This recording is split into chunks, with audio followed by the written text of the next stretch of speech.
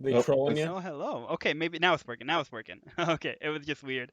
Um, but so like with it, um, with Chivalry 2, I think a lot of the issue coming with it is that there's no skill rating with it, because when you have games like Rocket League, when you have games like Dota, when you have games like Valorant, all these games you're playing unranked, but they have a like shadow ranked system. So that way yeah. it yeah, you'll go up against people that are like sometimes far better than you or far lower than you. And Joe, Kristen, I don't know if they have this for Rainbow.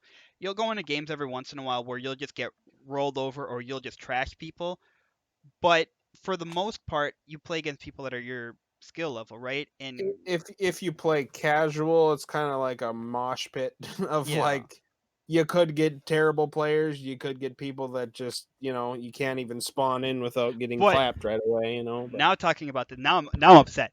Take the fucking spear out of the game. I'm sick of that, dude. I'm so dude. The one-handed. Yeah, one guy, a one-handed spear, dude. You bring 8 knights up on him, they don't stand a chance, dude. That spear guy's gonna roll him. I hate dude, that shit so much. best class is the third one in the archer, the spear thrower guy. Five of Oh, Yeah, the them bitches. javelin The dude. javelin dude, yeah, you yeah, get five. You basically get five one-handed spears. yeah, dude. As soon as they can like stab, you're like, nah, I don't want that one anymore. You fucking Yeah. got four more. I That's don't know. crazy. I think that a lot of it is, I think balancing issues are definitely a thing because like you can I don't know, it's so hard to explain. You have to like experience it to understand what's going on, but like when you fight and the like movements that you can do when you can crouch but then you jump and you move to the side and you move back, but you also do an overhead swing with the spear, dude. You can't hit the guy, right? It does not matter.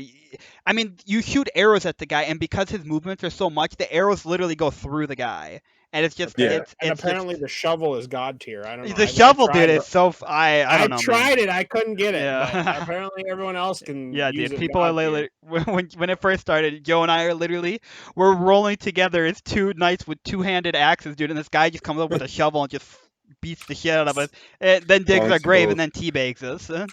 Jesus. But yeah, I don't know. it's My just favorite weapon to use is the severed forearm. I forgot what map that is Oh where you're yeah. trying to wait, defend the what? three gates. What? Yeah, there's a cart full of bodies, and if you go up to it and grab a body part, you get a severed forearm. So it's just a What? dude's hand from like the mid arm down, and you can go up and literally give somebody a hand across the face and kill him with Joe it. and Joe and I were playing one time when I was streaming. This was the funniest shit ever. We were playing it was the Lionsgate one or something like that, and I was on the catapult and I'm launching shot, dude. I'm killing like 8 enemies every shot, but I'm killing like 1 to 2 teammates as well while we're trying to breach the gate. And everybody on our team in the like global chat is freaking out. They're like, whoever's on the fucking catapult, you need to leave. And Oh, they were so mad. eventually they came over. They got pissed off, and our team rallied against me. And so I'm sitting there shooting the catapult, and Joe's like standing next to me trying to block their hits because they're trying to team kill me. That was absolutely nuts. It was a three-way fight going on. It was just crazy. One rogue dude on a Yeah, catapult just yeah. going ham. They were mad. So yeah, that's I think there's a lot of potential to troll people in the game too. You can firebomb your teammates, you can kill them with catapults and that. And I think a lot of people just because that's what people like to do. Like they just like to go into a game and troll. Like I play Yeah. Valorant games. I've played Dota games and that stuff. And I mean, I played a Valorant game recently on stream. I load into a game. All these guys have a very similar name, so I'm playing ranked, and I know that they're a 4 stack. And the guys are just sitting there. They're like, "Oh yeah, by the way, Jukester," and I'm like, "Yo, what's up?" They're like, "Yeah, we're griefing this game," and they just like ran around jumping and shooting and that stuff. I had to try to 1v5 and we ended up losing. It's like there's just Yeah. some people just like to People load into a game to grief, and when you have absolutely no precautions or ways to deal with that, like in Chivalry, it's a shit show. Yeah, a little bit. But Oops, sorry. I don't know. I think that they can. I don't know. It's gonna take a lot. I really like I'd the game, and I hope it. I'd like to go back and try it again. Like I know you said you kind of had trouble getting in a good lobby or a Yeah. full lobby, but I I'd mean, still maybe like to give it a try one of these days. I I think had that a the lot of luck with the 3v3. So Yeah. I definitely recommend it if you guys want to try it out sometime. Yeah, I was gonna say we could I mean you can invite people to lobbies properly now from my understanding. So we could maybe Yeah. just like jump in and that stuff and I mean I'd be down for us three to go play. So I mean even if we don't do 3v3, you know, we could take a day or two and you know go hop in there and you know see how we do. Yeah. Exactly. Go through like 9 lobbies just to find one that's Well, half and full. heck, with the way the balancing works out, if one person can make or break a game, three people Oh definitely yeah, can. easily. Yeah, I was gonna say in that game you notice that nobody works together. So once you know if you have a group working together, you can make stuff happen. Could you imagine having a 32 player team that's Dude, organized? Joe and I were talking about this. I said that what they need to do is they need to take like some they don't it doesn't have to be like the biggest streamers, but they need to take like some big name streamers and like divide it up because you can only play in parties of 4. But what they need to do is Yeah. they need to like divide it up so you can like be in a party of 8 or something like that and make like a free for all thing or whatever. Maybe have like 6 different teams or whatever. Have like this big streamer here and he picks 7 of his buddies, and then this big streamer here and he picks 7 of his buddies, and then just like this all out like brawl, or Oh, just like that'd set be it up like awesome. have it like just your offense and your defense team 32 on a side, but still divided up by those 8 people. I feel like that would be a lot of fun. That would be a lot of fun. That Uh, and that would, I mean, that could add an entire competitive game mode hmm to Chivalry 2. Or they just do They what could bring it. they. Oh, sorry. Go ahead. I was gonna say it could just bring it to the esports stage. You know, I'm sure they're trying to find a way to do that. So that could be a solution. They could also just do what they did with I don't know if it was Battlefield 3. It was Battlefield 4, but I don't know if they did it with Battlefield 3 also. But they had like this huge event that happened, and this was like my first experience ever on Twitch. It was Battlefield 4, and what they did was they had US versus EU. And so like they went through this thing and got in this big room and there was like 250 people in there that were playing. And so they're like going through like you know the US or whatever, and they're like these 4 guys are the designated pilots or the jet fighters or whatever. So then they go through and they're like showing them and that stuff. This guy's the team captain. These like 6 guys are your like helicopter units or whatever. These 9 guys are the tank battalion or whatever. These guys are Alpha team. These guys are Bravo team, and they're just going through, and it's like this crazy, huge, coordinated thing. So like the captains had a way that they could communicate with each other, and then if you were a peon or whatever, the only people that could hear you was the rest of your squad and your captain. And then the captain, he could hear like all the other captains. And then you had like one guy that was like overview basically, and he could hear all the captains as well. And he's like also trying to like strategize and help out. And it was just it was the best tournament I ever watched. I don't care what anybody says. I don't care how hype, you know, the Yeah. VCT is, the international, the Overwatch League, and none of that shit's ever gonna compare to that. That was just amazing. That reminds me a lot of when I used to airsoft. I've been a part of military simulation events that were on that scale where it was 200 versus 200. That would And be awesome. when they were setting it up, if you wanted to be, even if you came with your own team, so like I was a part of a team in Wisconsin, we showed up with 12 dudes. We couldn't be our own team captain because we didn't have anybody on the team that had military experience. Oh, dude, that would be nuts. Oh my gosh. And so and it was set up exactly like that, but live. And to be honest, they could implement something like that in Chivalry too, where you have your regular knights, and then you have your officers, and then you have your captains, and then you have the top guy that's talking to all the captains and sending orders on their way down, and specific people for catapults and archer units and all Well, that. that's why like it's not that popular on Twitch. I love PlanetSide too, because how the game works is you have you can go in, and I used to play with the you can have a platoon which is 64 people. And so you load into the game, there's like well over 1,000 people on the map. There's 3 factions. And it's just this huge large scale thing or whatever. The map is broken down in different territories that you have to capture. And so what we would do is you have command chat, which is all the platoon leaders. Then you have platoon chat, which are there can be 4 squad leaders, and so those 4 guys can talk to each other. Then you have um the chat where it's just your squad. So then there's 12 people in a squad. So everybody in Alpha Team can talk to each other. And then from even there, you can have fire teams. So you're broken up into 4 fire teams of spades, hearts, diamonds, and clubs. So you can have it so you can only talk to them. So like I would literally be playing or whatever, and like the reason why I don't stream it is because my entire play style is if it's a big fight happening, I run around and I heal and revive everybody. Or if it's like just my platoon, I just open up the map and I'm like, all right, Alpha Team, I need you guys to send clubs over here, and I mark it on the map. I want hearts and diamonds here. I want spades to go this way. Bravo Team, you guys are running tanks. You guys go around this way, and I just mark everything like that. And that's like some of the most fun I have playing a game. But I don't think people watching a stream would enjoy it that much. But it's something that I want to try to get a group together to play in again, because if you like large scale battles, you will love this game. It's free, so I mean, Huh. I'll have to check that out. I've never played. yeah, it's a lot of fun. But so here's the thing that because Kristen and Joe, they're addicted to Fortnite, so we have to get them talking. Love it. So we're going to go through. This is something that is going to be every single podcast I do. I don't care who's on it. It is going to be talked about every time because there's so many differing opinions, and it's going to start arguments, and I love it.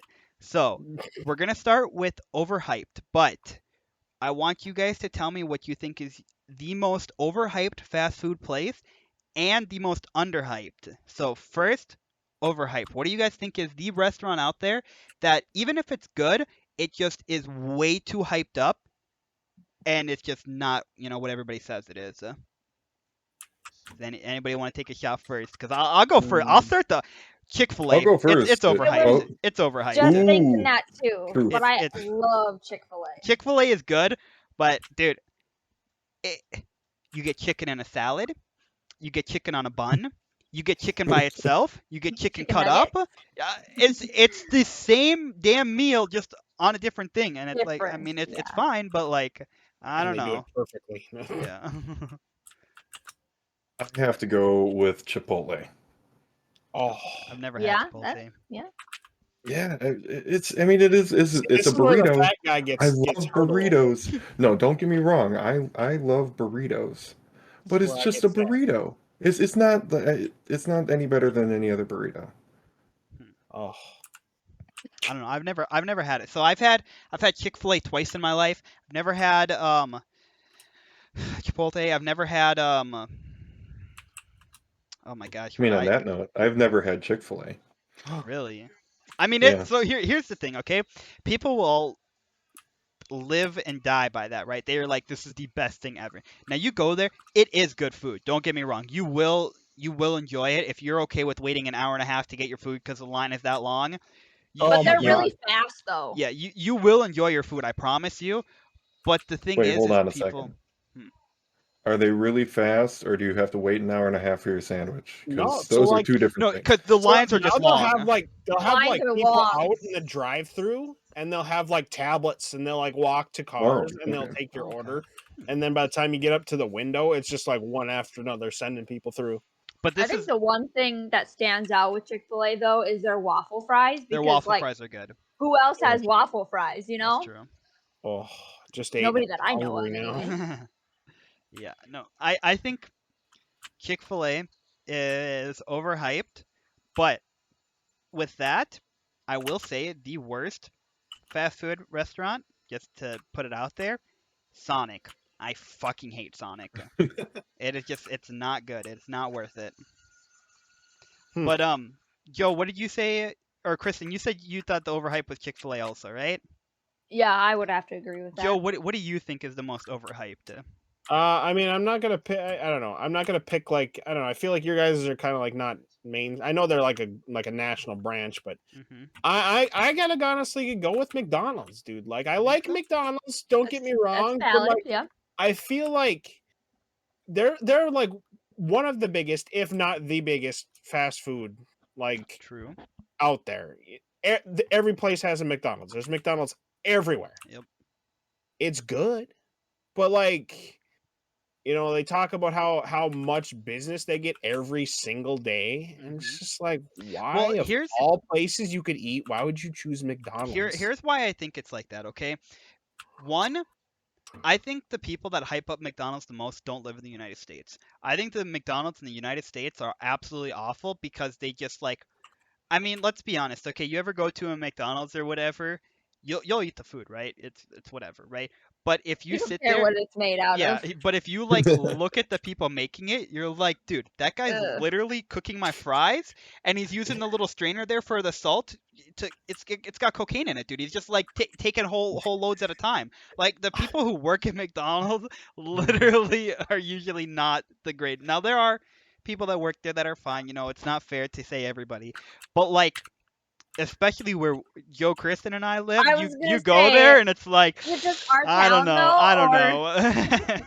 So I think that American standards for hiring people is really low, and that makes it really bad. Because I mean, you always hear these stories about people going there, they get the wrong items. People, you order a 10-piece thing of nuggets or whatever, you either get 14 or you get 5. Like they fuck that up. If you ever order something on the menu and you're like, can you add this or take this away?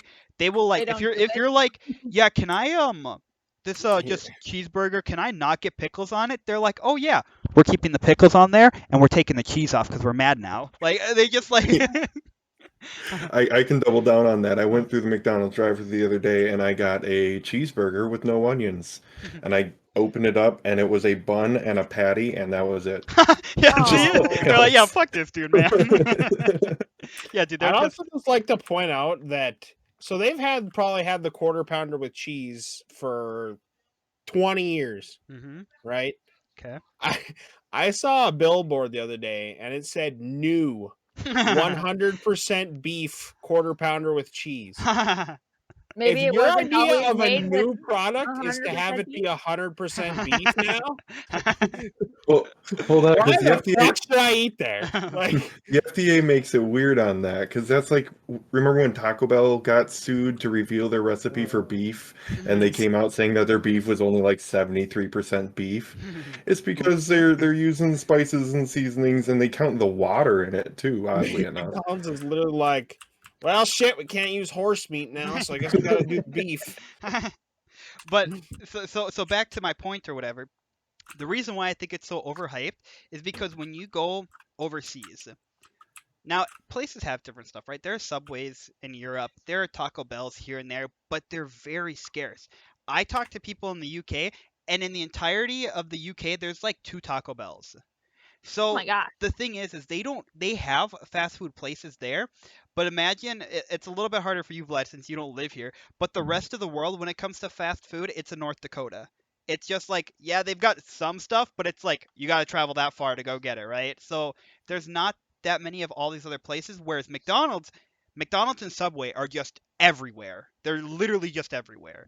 Yeah. But you go look at stuff like, Taco Bell, you go look at Chick-fil-A, you go look at Culver's, you go look at Wendy's. I mean, you can even start looking at places like Domino's and Burger King even. There's just they're over there, but there's just not as many as in comparison to Yeah. McDonald's. So I I think a don't lot know of why we people need. hype it up because they're I don't like, know why "Oh, we need 2 subways just in our town alone. You're right. that's true." One for the We're not that, highway traffic.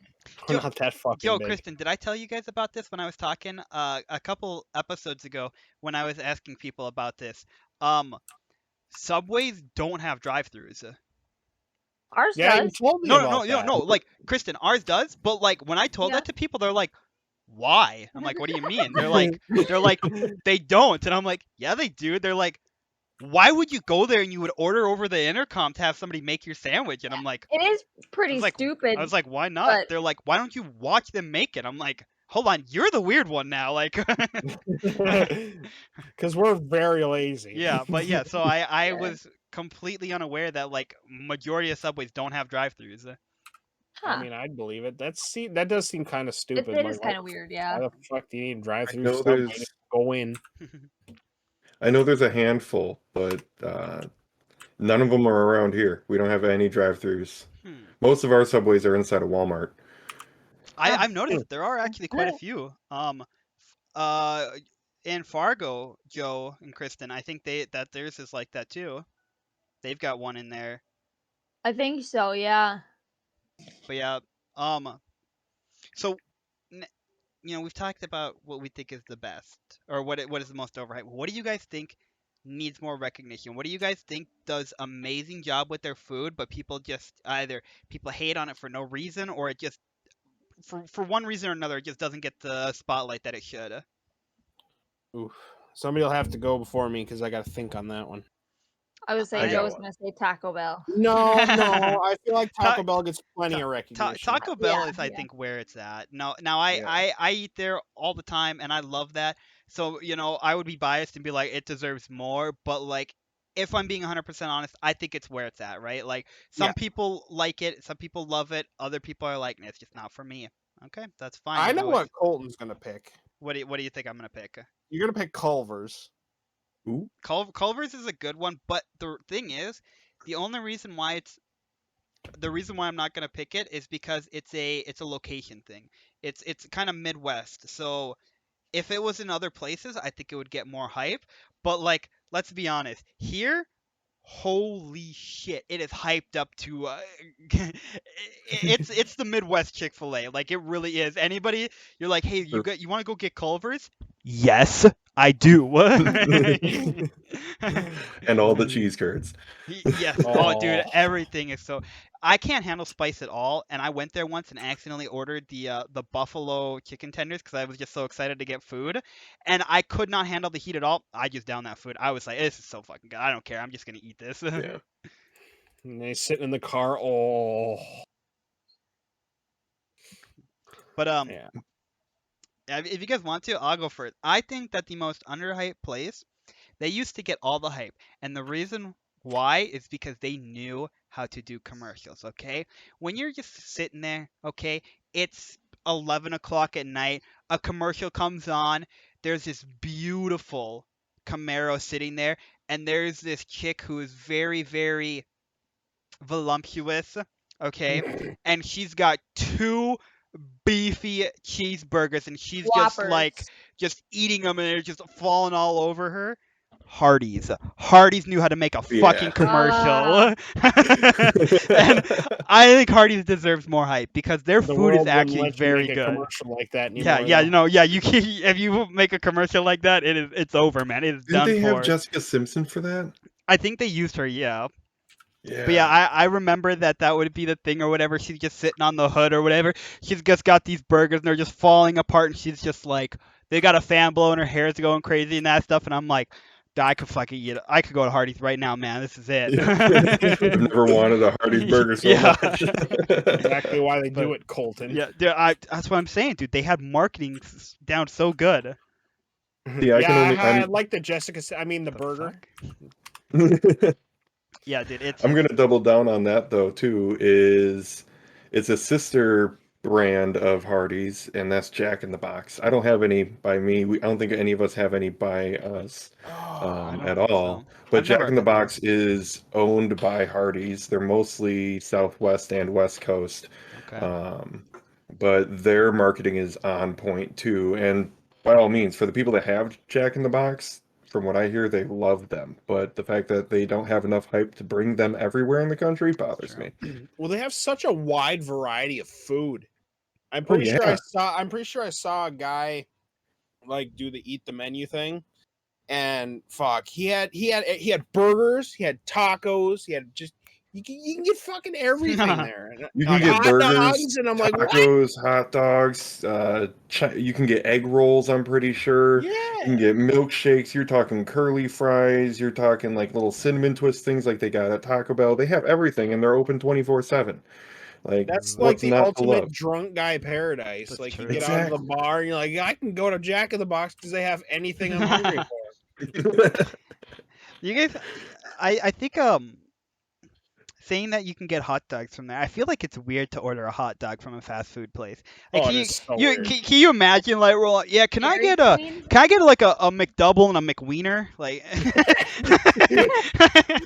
I don't know. I feel like that might be a little bit weird. Yeah, Kristen, you said Dairy Queen, but even then it's kind of weird. I mean, you go to Dairy Queen for ice cream or burgers or chicken strips or something like Yeah. that. It's just kind of weird that they just got like one hot dog on the menu Yeah, sitting yeah. there. You get a Like, hot dog or a chili dog, and that's pretty much I they it. got like feel like they got like a package of frozen hot dogs. They're just Here- waiting for somebody to order a hot dog. here's the thing, okay? If you went to like a somewhere and you ordered like a hot dog. Now, if it was loaded up, right? If it was like a chili dog, like you had chili on there was cheese on there, you had all these different condiments, like it was like actually something, okay, fine. But if you're there, like, I want this piece of bread, I want a hot dog, I want ketchup on it. I don't know. $4. I feel like that's a little weird. I don't know.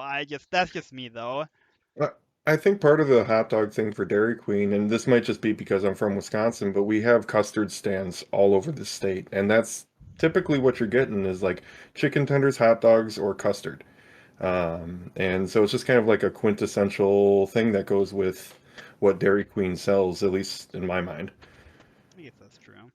I don't know if I've ever had custard. That was It's like ice that cream, was but it's creamier. that was the guy that So like, how bought a does it bunch of compare to Native gelato Americans. then? Not as sweet, and then creamier. Oh, okay. So it's like oh man, I want some of that now. Oh, it's delicious. Joe's Oh. making a list. Well, for when wait, he hold goes on out a of town second. next. You guys have Culver's. Culver's does custard. We have Culver's, but it's like a hour and a half away. It's like 90 miles. Yeah. Yeah. Oh. Yeah, so we have to And we then have you to go travel for and then you everything. go there and you're like, man, Who Hot sounds good right now. Dude, Ooh, hoo Dude, hot. Who Hut's overrated, dude. I don't care who you are. What? It's not that great. I've gone there multiple. I've never had an experience where it's like I never want to go here again. But anytime I go there, people are like, "Oh, this is so great," and I'm like, "Eh." I mean, I could have like went to the grocery store and bought this in a box. Like it's not that great for me. I don't know what it is. Maybe I just like.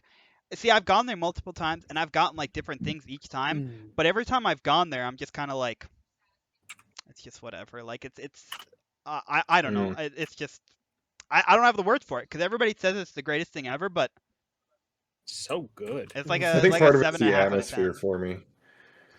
I mean, see, if you say that it's good because of the atmosphere, I'll agree with you on that. But if you're like, dude, I want to go here because the food is so great, food's No, like the I'll thing give of you the I I'll give you say. that.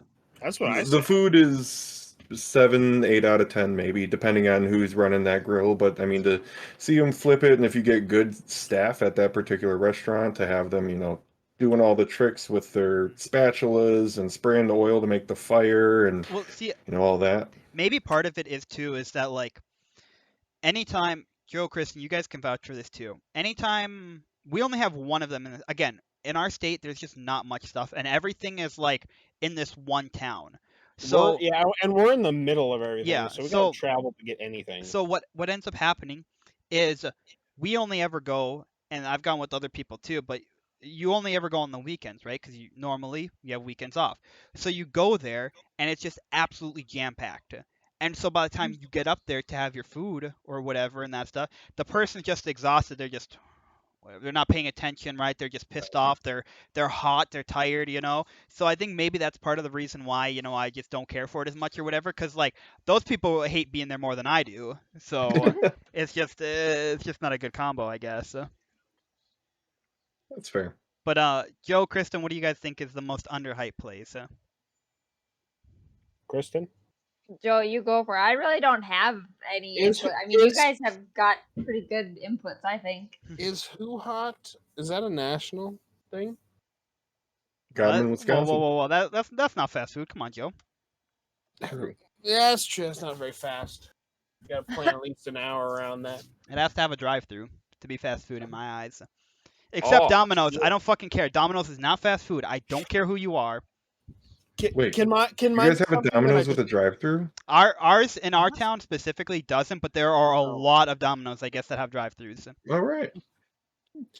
Can mine be something that I want or near? Yeah, me? dude, it's personal opinion. I'd have to say either an In-N-Out or a Whataburger. Personally, because I tried. They have you can get.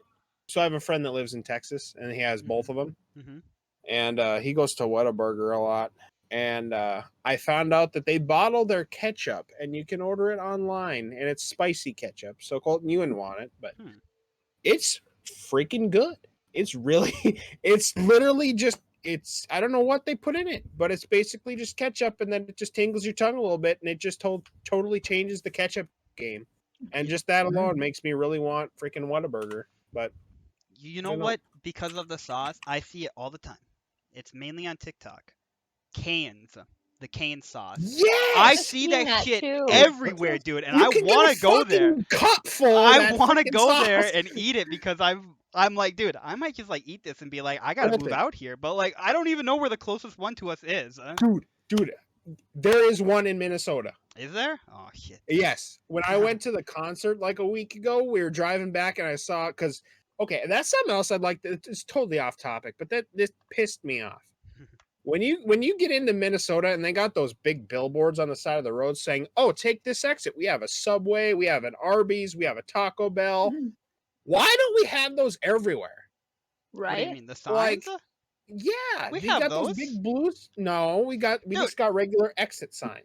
Yo, You guys don't have those in North Yo, Dakota? you literally go off of 281. If you're coming into the town, if you're going north, there's a McDonald's one, and if you're going on what is it, 84, I think, like you're going towards Bismarck, dude. If you're coming from Bismarck, there's signs right there that say the Subway and that stuff. What are you talking about? I don't know. They got the blue signs and it says food, and then it's got the logos of all the food I'm places. pretty sure the I ones by get the you, bank Joe. on the I get bridge you. have some. I don't know, man. I just know that when I don't notice them around here, and when you get in freaking Minnesota, every exit's Well, like that's you because can you're see what you're getting. That's because And I you're just somewhere like new that. and everything to you is whoa. You're taking in all the atmosphere at once. Here you're like, I already know what that is. I don't care and that Well, stuff. So I if it ever appreciate changes, new experiences because I've lived here for too long. I want to. I've talked with a few people who live in Texas, and what I want to do is I want to at some point take like a week and a half or 2 weeks or something. Um, and it's gonna be expensive as hell, so you gotta have a lot of money saved up. But I want to go to a like bigger town. Obviously, I need to have somebody there that lives there, so that way they can do the driving and they can navigate around. But dude, I want to go eat all these fast food places, right? There's a Mm. all I Burger King. I've been to Wendy's a couple times, like I said, Culver's a couple times, Chick-fil-A a couple times, Burger King, McDonald's, Taco Bell, and Arby's. So that's my or Hardee's too. That's my experience for fast food. Like I don't have anything else. I'm gonna pull up here. Hold on. I'm gonna pull up one of those rate things or whatever and that stuff, so I can just like go Oh, through and tell goodness. everybody what I haven't had. Oh, your tier list? Yeah. Oh fuck. I'm not gonna like pull it up on stream. I'm just gonna like look at it so that way I can like He's the worst at rating things. Just get ready. Okay, let's see.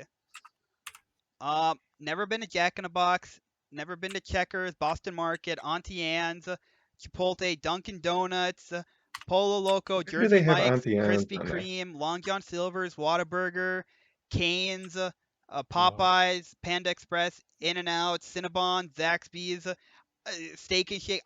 None of these places I've been to. You've never been to Popeyes? Nope. Oh my god, dude. Yeah, dude, I've never been anywhere, man. Like I know. my Apparently, my top 5 fast food places are Taco Bell, Burger King, Dairy Queen, Hardee's, and A&W. Ooh, I wasn't ready for that. A&W is good. A&W's Mm, good. But mhm. again, we Wait, have hold to on. We were talking about hot dogs not making sense for fast food place. You're going to talk about A&W? I don't go there for hot dogs.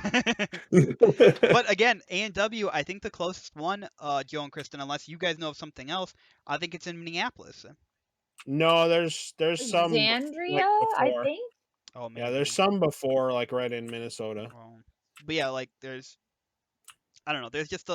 There's a lot that I haven't tried, and even if I don't Obviously. like it, I just want to go there just so I can say I've tried it. Because again, people say Dunkin' Donuts are amazing. People hype up Whataburger and In-N-Out constantly. Like I've never had these places. I want to see if it's like actually all the hype that people say. Because you have people on both sides. That people that are like In-N-Out is the best thing ever, and other people that are like In-N-Out, I wouldn't feed that to my dog. Have you had So- Krispy Kreme? Nope. I've had In-N-Out, and it's just kind of it's a burger. I think Yeah. they're a It's little fine. overrated too. It's just a burger. But Kristen, what do you think? If you had to pick one place that you think deserves more attention, what would you say it is? Huh? Oh, I don't know. Shit. I don't know. You guys came up with some pretty good ones. So, So you think everything is right where it belongs? of course not. But You don't have to have like a good reason. You just be like, I want this place to have more attention. I don't know. Dairy Queen. Is Dairy Queen like a Midwest thing too, also, or is that like nationwide? I I want to think check. they're nationwide. That's a good question. Also, Taco John's, I kind of feel is underrated. Okay, that's fair. Yeah, Okay, like their potato lays are pretty good. They're delicious. they are, yeah. People put too much on those Olays, though. I Honestly, don't But No. they know. do they go Those hard though. Olays They go that's like hard when though. people talk about the with some fries at nacho cheese. McDonald's. But the thing is like I think Taco John's is underrated because their Olays are their best thing on their menu, and it's really the only thing to talk about. Right, I would agree. That's not wrong. It's not wrong. Dude, what is I mean, this? it's kind of like Five Guys and their French fries. Kind of the only thing people talk Oh yeah, I about, do. and that's Five about Guys it. do have good fries. Yeah, Yeah. that makes me hungry for Five. God, I'm hungry now. I want to eat. Dude, You what know is what this restaurant I shit? miss? Where's the snack I'm- bar? I miss Quiznos. Ooh. You guys Oh, remember yeah. Quiznos? We Yeah, we still have a one. Quiznos. You guys still have a Quiznos? Oh, man, so I've only good. been there one time. their Not commercials are wild. Or at least I hope they're still wild. They used to be crazy. I miss Little Caesars and Pizza Hut. Wow. I had a Little Caesars Little Caesars was pizza. okay. I like their crazy What, bread. It's very good. Oh, it's been that so would have been long. like a year ago. We have this little bench by my front door when you come in the house, Mhm. and it's got this cloth cushion seat on top. I bought a meat lovers pizza from Little Caesars. I set it down on that bench, and the grease went through the cardboard and stained the bench. Oh, It was disgusting. So Uh, Dairy Queen is in. There's like 6,000 locations. They're in 49 of the states. So No, okay. it's all it's very very heavy over in kind of like Michigan and Wisconsin.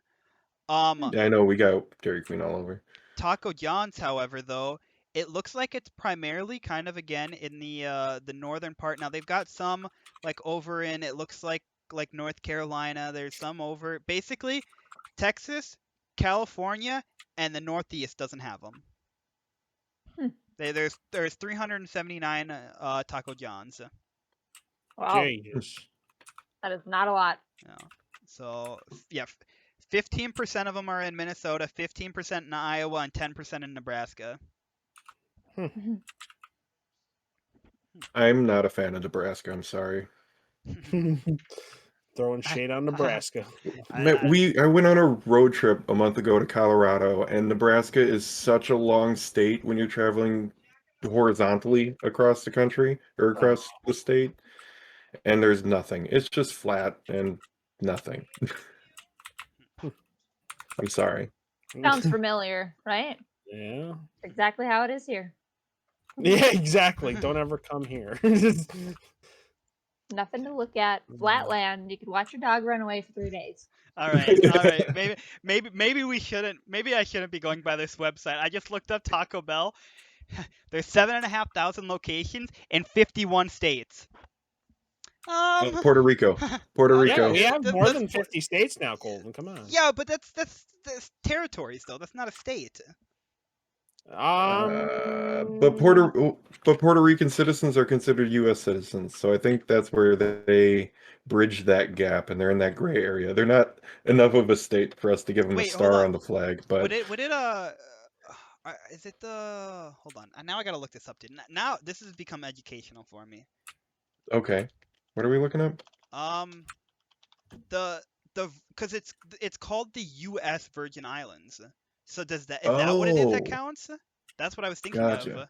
Because you have Guam down there, you have Puerto Rico, you have the U.S. Virgin Islands. So I wonder if it's the U.S. Virgin Islands or what they're counting as the other state because it says U.S. That could be. Dude, there's only 106,000 people that live there. I could take that over. Oh, God. Good luck to you. I feel like what do you guys think about like living on like an island like that, or even something bigger like Puerto Rico or Hawaii or something like that? I feel like that's just a nightmare. I feel like that's like just an awful decision to make. To live on More an for island. vacation. Yeah, I think if you want to Yeah. like go visit there, it's fine. But I think like you're like, all right, guys, we're completely surrounded by water. The mainland is hundreds of miles away. We're right on level with the water, so just a normal wave can screw us up. Oh, by the way, it's also a volcano actually. Uh, is that where you want to live? Like, I just feel like that just. I'm not trying to take shots at anybody, but I just feel like Yeah, Hawaii. that might just not be the best idea. I mean, you could say the same thing about living in Southern California because you Oh, got the dude, fault I'll line no, right there. I mean offense to people that live in California. Dude, that state's awful, man. I would never live there. I don't want to Okay, live. but Oh, go wait, ahead. hold on a second. Because you guys are up in North Dakota, so you're not too far away. That would be like saying living too close to Yellowstone National Park, because that's a super death trap that's waiting to happen. I mean, he's But not wrong. okay, hold on. That's true. But where in the world are you going to live where if Yellowstone erupts, you're safe? There's nowhere. In some way, shape, or form, you are screwed. True. So I might as well be here and be done fast. It's been quick. Instead of being like, I'm sitting over in like Japan or France or something like that, I go on the news, Yellowstone's erupted, and it's like, oh I got shit, 4 days. I gotta just sit outside and like wait, I guess. But I don't know. I am just like the natural disasters that we have here, and they're not even like natural disasters. It's just nature in itself. We have rain. Sometimes we get minuscule flooding. It's never usually that bad. Like the worst thing you have is like your basement gets flooded, and maybe a couple thousands of dollars worth of damage, and even then that's pretty high end. That does not happen often. We have thunderstorms, which sometimes they hit electrical poles. That's it. We have sometimes really, really high winds that sometimes knock over trees. Again, A lot of trees, like a yeah, couple of years ago, not for nothing no too random nothing too reason. crazy. We have blizzards, which make it so you can't drive. I guess like when was the last time that we have blizzards all the time, but when was the last time we had a blizzard where like it caused actual power outage? We don't have that happen. So like That year that you walked to work. okay, that's true. That shit was a mess. Joe and I damn Remember near when we died. walked, Colton? Remember when we walked home? Yeah, dude, this weather was so bad that I walked to work, and then Joe and Kristen worked with me, and there was nobody in the store, so I'm like, I'm just going home early, and Joe's like, you know what, I'm going home early too, and Joe's like, I don't want Kristen to have to walk, so he's like, I'll just walk with you, and I'm like, okay, we're walking in the middle of the street, right, because nobody's driving, and there's like 3 people in the entire town that are driving. All of them came up to us. They're like, "Yo, guys, it's bad out here. Do you need a ride?" Like, I mean, you're We're like, no, walking. we're good. Like, they've got snowplows out and that stuff. We're in the middle of the road where some people have drove over and plowed and that stuff, and the snow is like up to your knees. So Wow. it's just it was pretty bad. But even then, like, power went out for a very short period of time, right? Everybody just stayed at home. Like, we don't have any real big issues with volcanoes. We don't have earthquakes. We're in Tornado Valley, but like the last time a tornado actually touched down in this whole state was like 6 years ago, and it was for like 2 seconds. You know, so we don't have to worry about tornadoes, hurricanes, tsunamis, flooding, all that shit. Don't have to worry about that. We don't even have like we even when it's really really dry and all the farmland that we have, we don't have fires out here. Anytime that there's big fires, it's up in Canada. So like we don't have any like natural disasters that hit hard. So whenever like I think about like if I want to move somewhere, I don't want to move anywhere because what am I gonna go do? Live in California where I could get hit with an earthquake so bad that it causes a tidal wave to come hit? Like, am I gonna go and California is a bad example because they actually get hit by everything. They have a drought while it's a rapid fire going on during earthquakes while there's like tidal waves hitting. Like I just this shit just doesn't make sense. So, but like or am I gonna go like live up in like the northeast where they have like really bad ice storms that just completely take out the power and they have like hurricanes and shit like that, or the southeast where they're just hit with hurricanes all the time, or the south and like center of the country where tornadoes are like crazy. Like, I don't want to go. I want to move, but I don't want to go live in any of that shit. Like, it just does not sound fun at all. Everywhere's a death trap. Yeah, like we're like strategically in the best place in North America because the most dangerous stuff to deal with is water, right? If there's a big fire going on, you can kind of deal with it. earthquakes don't last that long, and 9 times out of 10, if you are like the further inland you are, the less damage that they or the less rampant that they are too, because the further away you are from the tectonic plates. Tornadoes, I guess, are kind of dangerous, but like water again is the flash flooding, the hurricanes. Those are the most dangerous, and we are, I think, 2,500 miles from every large body of water. So we're fine here. We don't have to worry Sounds about about it. right. If water gets to us, the world's over. So I mean, it's whatever. It's the same thing as Yellowstone. It's just a matter of time. So it's the idea of like going to live in some of those places where like people are just living on top of each other. There's all this pollution. There's these natural disasters going on. None of it seems too appealing to me. The Midwest just seems like the good place to be. Not very exciting, but not too bad. Yeah, yeah. I was gonna say, Keeps you out of trouble. yeah, exactly. Exactly. Yeah. Like living in like I feel like Wisconsin is pretty like densely populated too, even. But like I feel like if you go live in like Minnesota or Iowa or something like that, I feel like those are like the good spots, right? Because like it's small enough where like you don't have, you go outside and there's just people everywhere. It's big enough where they actually have stuff, and you're close enough to everything, right? If there's ever any big events going on in that stuff, you can go to football games, you can go to basketball games, if you want to go to different like events like a Comic-Con or something like that, those are there, you're not too far away from shit like E3 and stuff like that. Like you're just kind of like in a really good spot where everything's kind of close to you, but you're far enough away that you don't feel the effects of it. Yeah, no, Yeah. I feel that way about Wisconsin because we have Milwaukee, Madison, and Green Bay. Hmm. Those are kind of your big spots, and then we have tourist attractions like Door County and the Wisconsin Dells, which is the water park capital of the world. Oh, yep. Um, Other than that, a lot of those towns, I mean, they don't even have stoplights. You're talking populations of maybe 1,000. Um, and you can find that rural part of Wisconsin really easy when you look for it.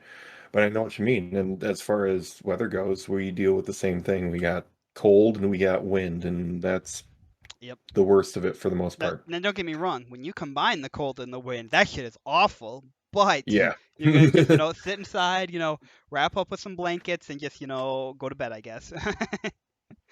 You can't sleep through a tornado or a hurricane or something like that. The cold, you just sleep, and like tomorrow it's probably not gonna be as windy.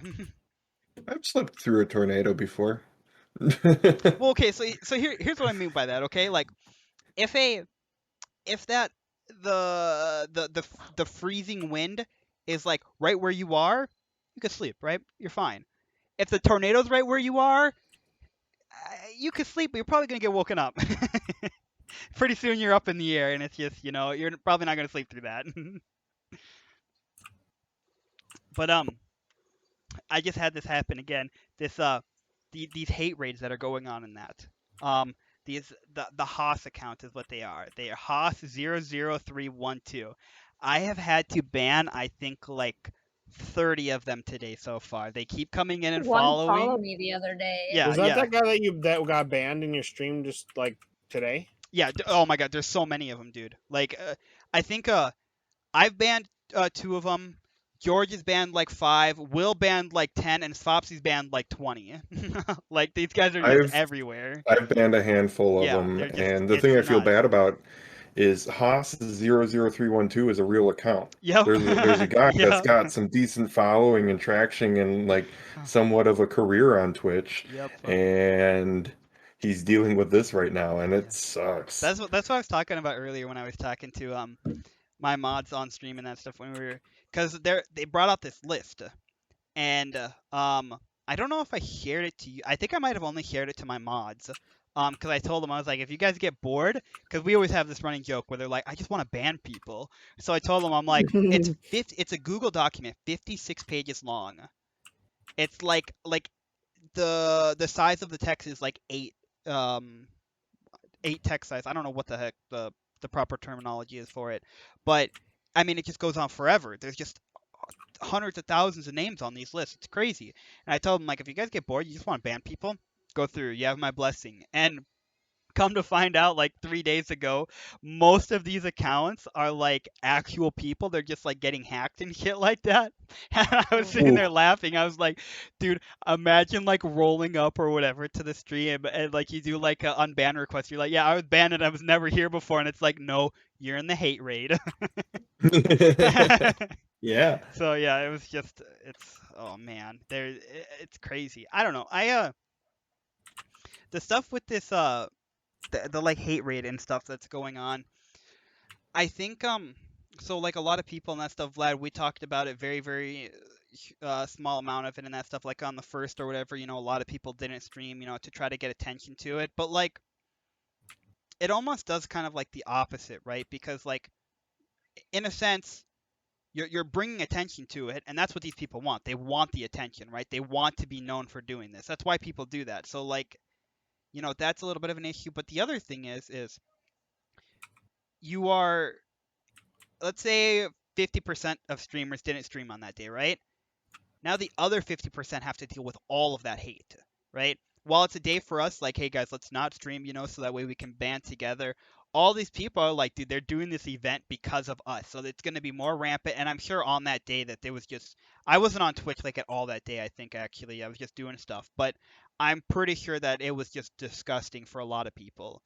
And on top of that, it's like, I mean, these people are getting what they want. Like, it's driving a wedge between small streamers and big streamers because none of the big streamers really participated in it because that's how they make their living, right? Is by streaming. So like all these small streamers are like, "Ugh, we reached out to Asmongold, we reached out to Tim the Tap Man, and they just didn't want to do it." And it's like you're telling them to like not work because to show support, and I get it, it makes sense.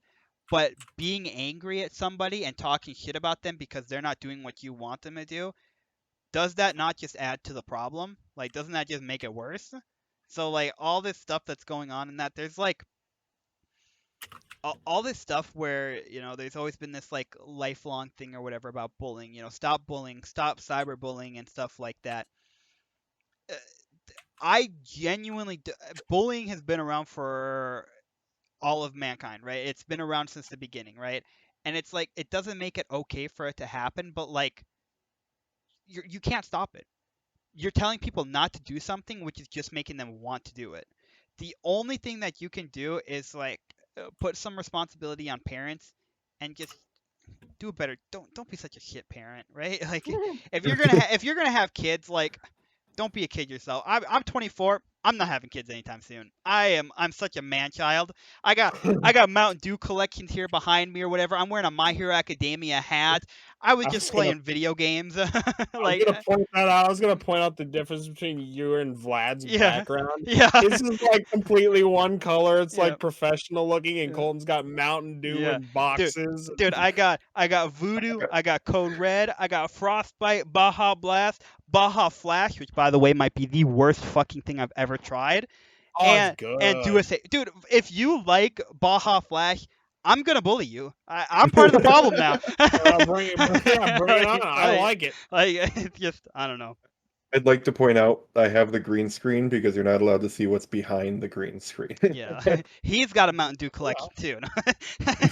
Yeah, pretty much. But yeah, it's just like I think that the thing is with this is people are, I don't know, it's such a like touchy subject to talk about, and it's such a weird thing because like there are people who have been like attacked on the internet and that stuff to like in a severe case. I mean, like you guys look at it and that stuff or whatever where like SWAT raids happen. There are these instances coming forward where some of these big streamers are talking about how people have I do not like Amaranth at all. I will just state that I don't like her. But dude, there were people that like found where he lived and like lit shit on fire and threw it at her house. Like not like Oh my actual God. shit, but like just like a bunch of random stuff. Like Yeah. that's not okay. You have Dr. Disrespect or whatever. He was streaming the one time somebody rolled up on his house and put like 3 rounds into his house from a handgun. Like this shit's bizarre. But like that's the stuff that we should deal with, right? That's the stuff that we should focus on. But dude, somebody comes into your chat or whatever and they're like, "God, you're dog shit at this game." Dude, if you get offended by that, don't stream on Twitch, okay? It's not the answer people want to hear, and it's controversial. But dude, if you can't handle the internet, don't be on the internet, because that shit is just how, you know how easy it is for me to go create a new account and then go back in after you banned me? Takes 20 seconds, right? And I've messed with you for days now, right? And that's just what people want to do. You can IP ban me. I just turn on my data on my phone. You can't stop me now. Like what do you do, right? I just go down to the local coffee shop. I connect to their internet, right? Like you can't stop it. So just grow thicker skin is what you have to do. If you go like look at like any big streamer that has talked about this or whatever, and they said like what was like one challenge that you feel like you had to do in order to become a streamer, and they're like you have to deal with the hate, right? You have to. People are going to come in here because they're jealous of what you have. They want it. It's how it's been for all of eternity. It's what's going to keep happening, right? You can't control people. You never will. You just have to deal with it. It's not fun. It's not fair. But I mean, it's you gotta do what you gotta do. It's the world. I have so many people that come into my streams and that stuff.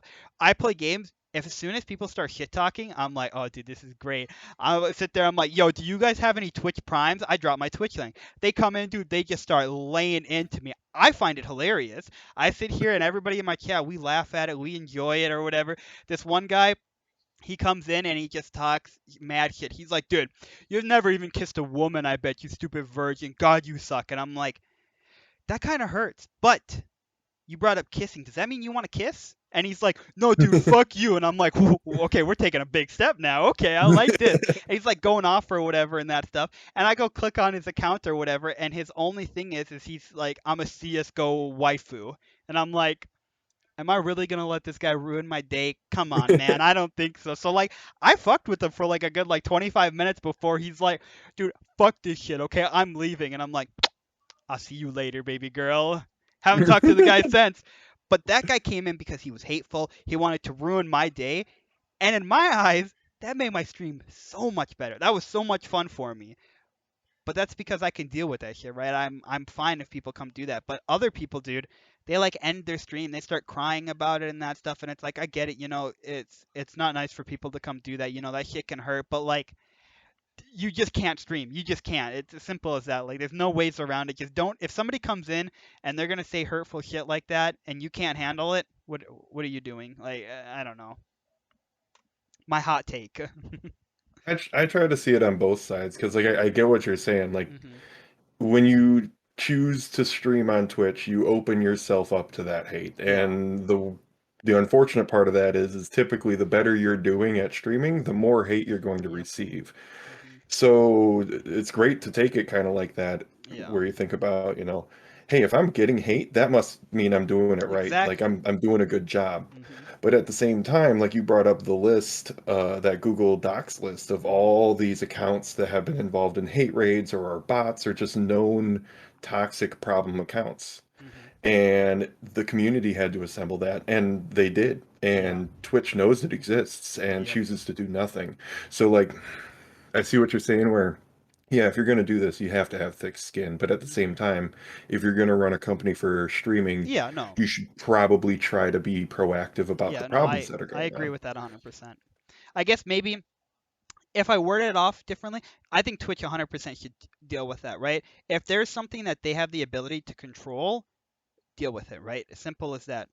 But like, I guess what mine is more or less or whatever. Somebody comes into your stream and they're like, "Yo, you're dog shit at the game." If that offends you, if you're hurt by that or whatever, every person's their own person, right? Everybody's different. Everybody, is fine with this, fine with that, not okay with this, not okay with that, whatever. If it's something that bothers you, ban it, right? Get it out of there, right? Uh, you can, Twitch literally lets you go in and ban certain words, right? You can go in there so people can't say stuff, right? You can put a thing or whatever that, age restrictions on here or whatever. You can do follower only, you can do subscriber only. There are ways to combat this, to stop the toxicity. But what I don't think a lot of this hate that you get or whatever, when you look at big streams, these people have thousands of viewers, right? Somebody comes in and is like, "Yo, Valkyrie, you're dog shit. You belong in the kitchen." That guy's out instantly, right? The mods get rid of that, right? He doesn't even see it, right? Because he's got so many people. But I think what a lot of the issue is the smaller channels get all the hate, And the reason for that is almost our own fault. I go into a game, I see people are shit talking, I openly plug my Twitch link. That's on me. I literally see the type of people that are there, and I brought my Twitch link. Again, it's for my own like sick and weird Evil ways, I pleasure. guess. Yeah. So that's for me. But how many times have people been in games where your name is TTV, right? You have the whole S URL, right? Your description has, your TTV in there. You plug your Twitch link afterwards or whatever. Like you are inviting these people to come in, and for me, before I streamed, when I would see that stuff or whatever, I only now I'm guilty of it. I do plug my Twitch link and that stuff. I only do it in Valorant or if I think it's really funny to do it, but I do that and I know what I'm gonna kind of get out of it. But beforehand, it was annoying, right? Because I'm just playing a game or whatever. Because a lot of these people aren't just like they plug their link and that's it, right? They're constantly talking about it. They're plugging their link multiple different times. It gets annoying. It's not. I'm playing a ranked game of Valorant, right? I'm not playing, follow for follow on Twitch, right? So like it gets frustrating. So people, I don't think you should, but people go to extremes and they're like, fine, you want attention? I'm going to give you attention. Not the attention they want. But again, it's this whole thing of like, if you're playing a game and you see how toxic everybody is and you're like, hey, come support me on Twitch. This person's going to be like, oh, that's a Twitch streamer. I better be on my best behavior right now. That's not how that shit works. Like, it's just not. But, so that's just kind of god damn it, Mr. Riss. But that's just kind of how it is and that stuff. And I think a lot of people don't realize that, and I think a lot of smaller streamers like I think there's a lot of stuff that people have to start to understand when you are a small streamer. And I've talked about this on all of my podcast episodes too, because the people that I do this with are smaller streamers, and it's you know you're gonna get hate, you're gonna find people that are angry with you, there's just gonna be issues with it, and I look at it like this, and once I started looking at it like this, it's literally made everything better. When you're playing a video game, how do you know you're going the right way, right? How do you know? It's like, I don't know if I should take this path, I don't know if I should go there. It's the same thing as life. When you run into the bad guys, you're going the right way. When you in life, the more successful you become, the more attention you have, the more people that are going to hate on you. That's just how it is.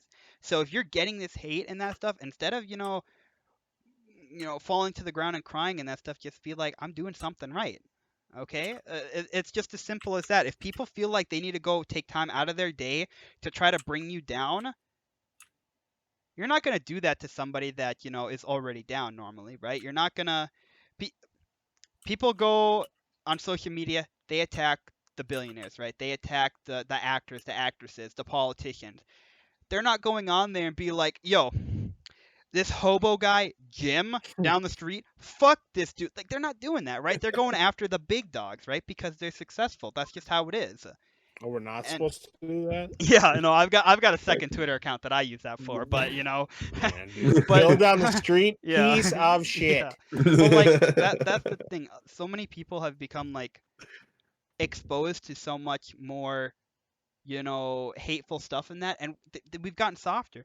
How do we grow up on Family Guy and South Park and we're like the softest generation there's ever been? Bro, they That's what talk I don't about how understand. South Park got lucky because they started when they did, because they would never be able to survive nowadays if they weren't Dude, already established. I mean, like people like go Yeah. back and like look at The Office and like Seinfeld and stuff like that, and are like, this show is like, I don't know if you guys know, there's the React channel on Twitch, like the Fine Bros is what they are, and they've got like different, like they've got the youth, they've got teenagers, they've got young adults or college students, they've got adults, they've got elders, all these different people. They pick different people or different generations to react to different things. And they took like at this time they took the teenagers and like college students, and they had them react to Seinfeld. And dude, all these people are like, oh my god, that's so mean. That is just so hate. That's so just like they're like genuinely upset about it. That's the joke. Like that's what it is in that stuff. You know how often in that stuff with my family or whatever in that stuff, like we're arguing about stupid shit or whatever, and like my little sister's arguing with me and that stuff. I'm like, oh yeah, well why don't you go to the kitchen? She laughs. That's what it is. It's supposed to be a joke. She doesn't go to her room and cry about it. Like she can read the room. She can tell it's a joke. But these people, dude, that's why you have like these audio clips, right? Of all these people laughing and that stuff. That's what's supposed to happen, right? But people are like, "Oh my gosh, I cannot believe what's happening." But I don't know. I don't have words for it. It's hard to put into words because like some people are just like there's a lot of hate that shouldn't be out there. There's a lot of, rude people, a lot of disrespectful stuff that's happening, and I completely understand that. But at the same time, there's a lot of people that over exaggerate it. There's a lot of people that go over the top or whatever. Yeah, it's just I don't know. Maybe that's just a personal opinion. I know people think differently or whatever, but I think if you just sit there and you play the victim all the time, you just are the victim and you're stuck there. I don't know. World's in a weird place nowadays. That's true. It's like when Red Dead Redemption 2 came out, the brand ambassador, whoever he was for Rockstar, publicly said, I'm really glad we're coming out with Red Dead Redemption 2 instead of a brand new Grand Theft Auto because we don't even know what we could do right now for Grand Theft Auto. We'd love to make a new Grand Theft Auto game, but we don't know what is going to be okay enough to not shoot ourselves in the foot by making a new game. That's true. And Rockstar's always walked that fine line with Grand Theft Auto, with how many times um, they've tried to ban Grand Theft Auto as early as Vice City. I can remember having legislature being posed against Grand Theft Auto Vice City because of uh, the 9/11 Twin Tower attacks, and they actually had to change the game and took out the ability of flying a plane from the game because that happened. Yeah. So there's, it's a strange time to be in because so many things are supposed to be satirical or just a joke or whatever it might be, and people refuse to see it that way. Yeah. I don't know. It's just it's weird. Like there's a perfect way that everybody wants, their world to be. What my idea of a perfect world is, I'm guarantee you, is different from you three. That's just how it is or whatever. People have it's your values, right? It's your preferences and whatever. And people just struggle very, very hard to see that other people don't value, what some people do and that stuff. Like one thing or whatever, like shoes is a very good one. Some people love to collect shoes. It's just awesome. I think it's the stupidest damn thing to collect out there. Okay, you can collect bottle caps, and that would be cooler than that. That's just me, right? You know what? It's whatever. People want to collect shoes and that stuff. Whatever. I'm not gonna, not talk to somebody because they have a shoe collection, right? I'm not gonna avoid somebody because they have, 25 different pairs of Nikes. It's whatever, right? I don't care. But like a lot of people see that and they're like, no. Like you have some people or whatever that, won't be friends with certain people because of their music taste, right? You have this new trend that's coming out or whatever that like people need to know I don't even understand it entirely. But like people need to know when and where you were born, and then for them that decides that if you are a good possibility for them to date. Like it's gone past the astrology signs. Like you need to know like the exact time and like where in the world you were born. It's just I don't know. I feel like I feel like that shit's getting out of hand. Your moon sign and raise sun sign and everything Yeah, else. yeah, I don't know. It's just But if it makes you happy, who am I to see, judge? and that's the thing too. If that's what you want to do, that's fine. That's not my preference. That's not what I want to do. Leave it at And that. that's That's fine. a simple. Yeah. That's one thing that people just can't understand or whatever. But we were talking about Twitch needs to do this or whatever and that stuff. I don't know how familiar you guys are with it about the YouTube moves that have been being made lately. So August, is it the 30th? Right, 31st. Sorry, August 31st to September 1st. They were able to hire Tim the Tapman and Dr. Lupo. They signed them for contracts for them to be on YouTube exclusively. And on top of that, for Discord, there is the me bot that they threatened to sue. So what had been going on is the me bot offers a premium exclusive, which allows you to play certain YouTube videos or playlists or stuff like that. So they were basically monopolizing off of YouTube in a sense. So YouTube was like, all right, they literally like word for word were like, you have two options. You close your bot down now, you deactivate it, nobody can use it anymore, or we sue you. Those are your two options. And they're like, okay, well we'll stop. We'll stop. We're done. So they got that. They recruited two huge names into YouTube. Now they've got I mean, they got Courage, they got Dr. Disrespect, they got Valkyrie, Lupo, Tim the Tap Man. They got all these big names. They're taking away these bots or whatever, so that way, nobody can like monopolize off their platforms. I think YouTube gaming is like taking like really, really big steps now to try to compete with Twitch. So, Joe, you're kind of on and off in that stuff with streaming. Vlad, you stream a little bit more consistent. What would obviously, if they were like, hey, we'll give you $15 million a year, that'd be pretty nice. But like, what would YouTube have to do just like, for their platform? I don't know if you guys pay attention to it. What would they kind of have to do to make it so you guys would switch over and stream on there instead of Twitch? Or is there like just nothing they can do? Have you guys thought about that at all or anything? I personally, the first person that would ever offer me a contract so I could quit my actual job to play games all day, I'll sign. I don't give a Well, fuck. no. So like, just like, okay, so as of right now, we're all smaller streamers and that stuff. We stream, in our free time for fun and that. But like, without the idea of the contract and that stuff, is there like, are you just like sticking with Twitch, and hoping for the best, or is it like if YouTube adds this or does this, I'm switching over? Like that's what I kind of mean. I don't know. Personally, I think YouTube would be I've heard people that stream on YouTube say that YouTube is fine, but it's more basic, obviously, than Twitch. It doesn't go into in depth as much as Twitch does. Yeah. But personally, I'm like, I don't know. Part of me is like, would YouTube just be a good place to stream in general anyway? Because one, I feel like your chance of getting noticed on YouTube is a little bit better. And for two, like, you can upload your stream right there. That's Like, true. you don't, if you're going to upload your stream, you're going to take it from Twitch and upload it to YouTube. That's true. If you're streaming on YouTube, you can just pop, it's there, I don't know. I would be open to trying it in anyway. I But think for me, because like I've tried YouTube before, I have a YouTube channel where I upload my VODs and whatnot, but if they made a separate structure for streamers Hmm. for how to gain like the equivalent of an affiliate status, Yep. I think it would make more sense. Because with Twitch, it's a lot easier to get to affiliate where you're not making a lot of money, but you're making some money. And not that that's the goal for everybody, but it's definitely motivating. Yeah.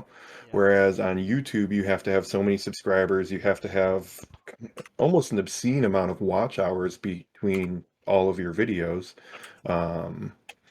It's a lot harder to get to that point under the current structure with YouTube. So if they made a separate structure for streamers, so it made it a little easier to get to that point and kind of mimic what Twitch does there, I wouldn't have a problem switching over. That and their exclusivity agreement on Twitch is kind of lame, but it is what it is. I think with your thing with like the obscene amount of viewers and that stuff, just to comment on that quick, I think what it is every 1,000 views you have on a video on YouTube, you get 7 cents, which just seems pretty bizarre. Like that seems like quite a bit or whatever. And I know that yeah, you can say that I don't know, views are easy to come across or whatever, but like just like me specifically, I have 530 followers.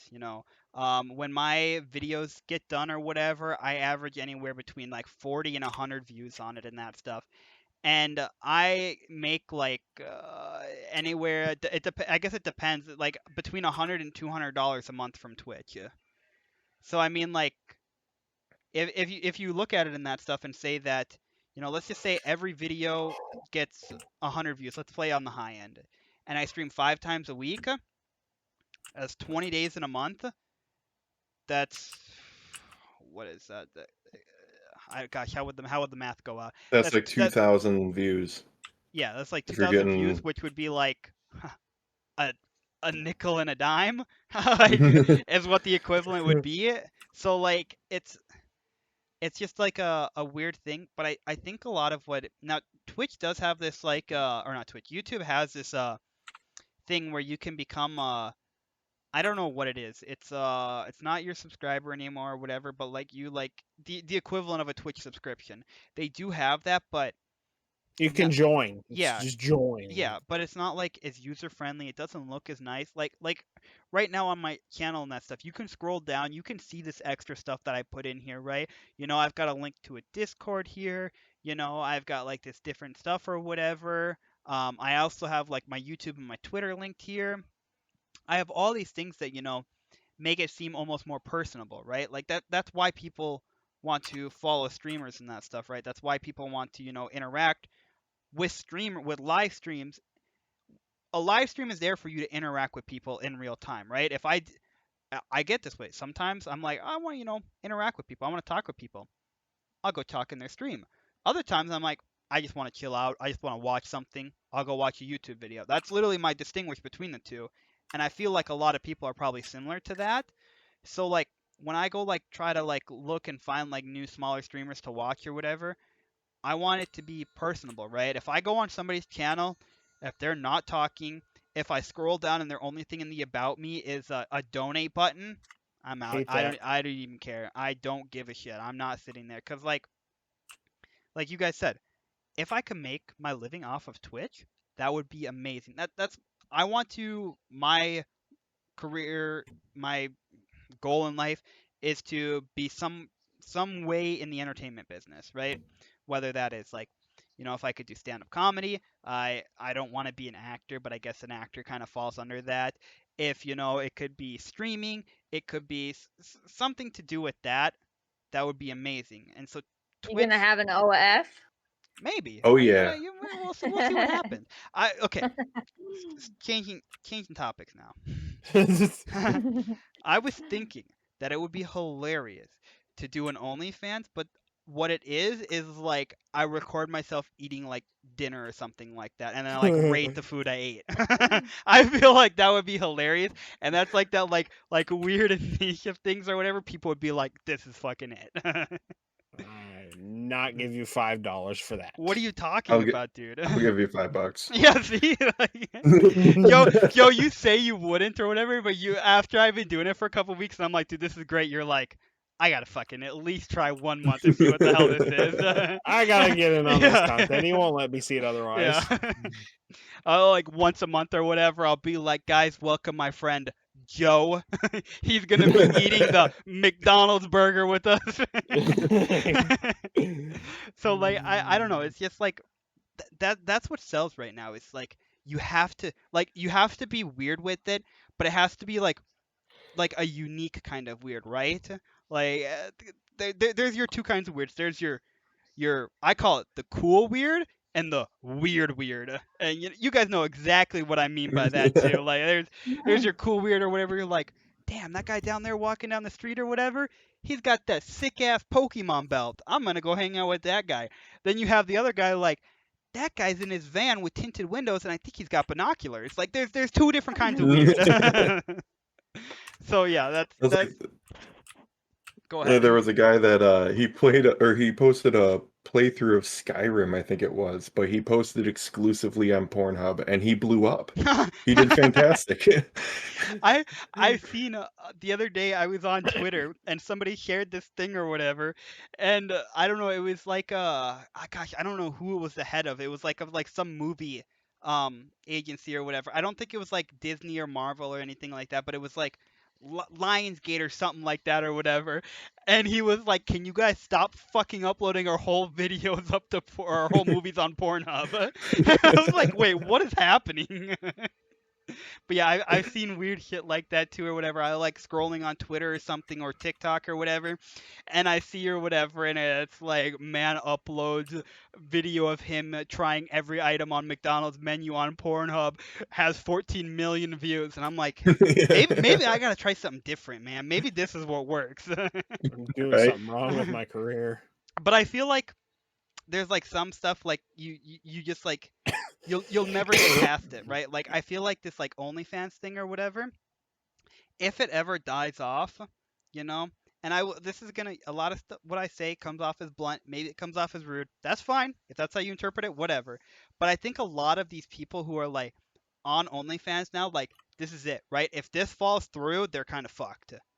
So like I feel like that's something that you're just like not gonna get through or whatever. Like you're gonna go, put in a job application. They're gonna be like, "What have you been doing for the last 2 years?" And you're like, Uh, I just haven't been Feet working." pics. And it's like, okay, well, how have you survived off of 2 years?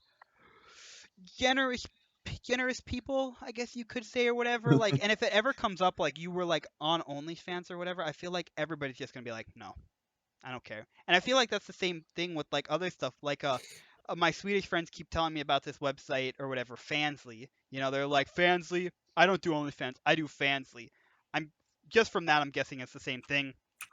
You go on like Pornhub or something like that. I feel like even if like you like upload that stuff to like be a joke or whatever, like you're putting like Skyrim tutorials on there and that stuff. I feel like regardless of what it is, if you put stuff up to there, that's with you for life, right? You're not going to be able to explain that. Like, what are you going to do? You're going to go to a job interview. They're going to be like, so we had an employee here say that you uploaded to a porn website. I played video games on there. Doesn't that bring up like more questions and concerns? Like, isn't that like what the hell's happening now? So I feel like once you do that, you're just kind of you're on that path, and you better hope that this pans out. I don't know. If you think back to when OnlyFans first started getting traction and attention on more of a, public scale, um, I was heavily into at the time, and there was this huge push on Tumblr to normalize sex work, at least in the United States, because in other countries there's varying views on that. And I don't know, it's a weird thing. Like, I don't know anybody who's a parent that wants their child to grow up to be a stripper or a porn Yeah, star, yeah, but at the same exactly. time, nobody wants to teach anybody to look down on those people. And I don't think there's anything wrong with it, but at the same time, I'd feel a little weird if my hypothetical future daughter grew up to be in porn or whatever it might Yeah. be. I Like, mean, I'm all for normalizing sex work, but it still kind of makes me feel some yeah. kind of way, you know? See, that's the thing that like this like weird thing that comes out in that people say you have to normalize it. No, you do not. What you need to normalize is minding your own business is the big thing, okay? I'm not interested in that. I'm never going to use that. I don't want to be around it in any way, shape, or form. So it's gone. Okay, perfect. We're good, right? I'm not going to go out there and fight for it though, right? If that's what you decide that you want to do with your life, that is your choice. But it is also my choice to distance myself from you.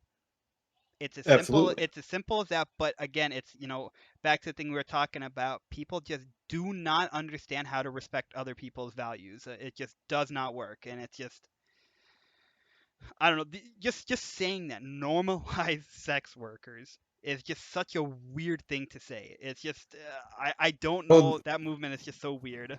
that's where, like, I think the verbiage on the statement normalize sex work is a little misguided, Mhm. because from what I've seen or researched or talked about with people on the subject, is that it's not necessarily about making sex work normal, but it's making it so that it can be, regulated and made safe for people that do choose that path. Because people that are current sex workers live a fairly dangerous life. There's not a whole That's lot of true, yeah. regulation and legislature that surrounds the career.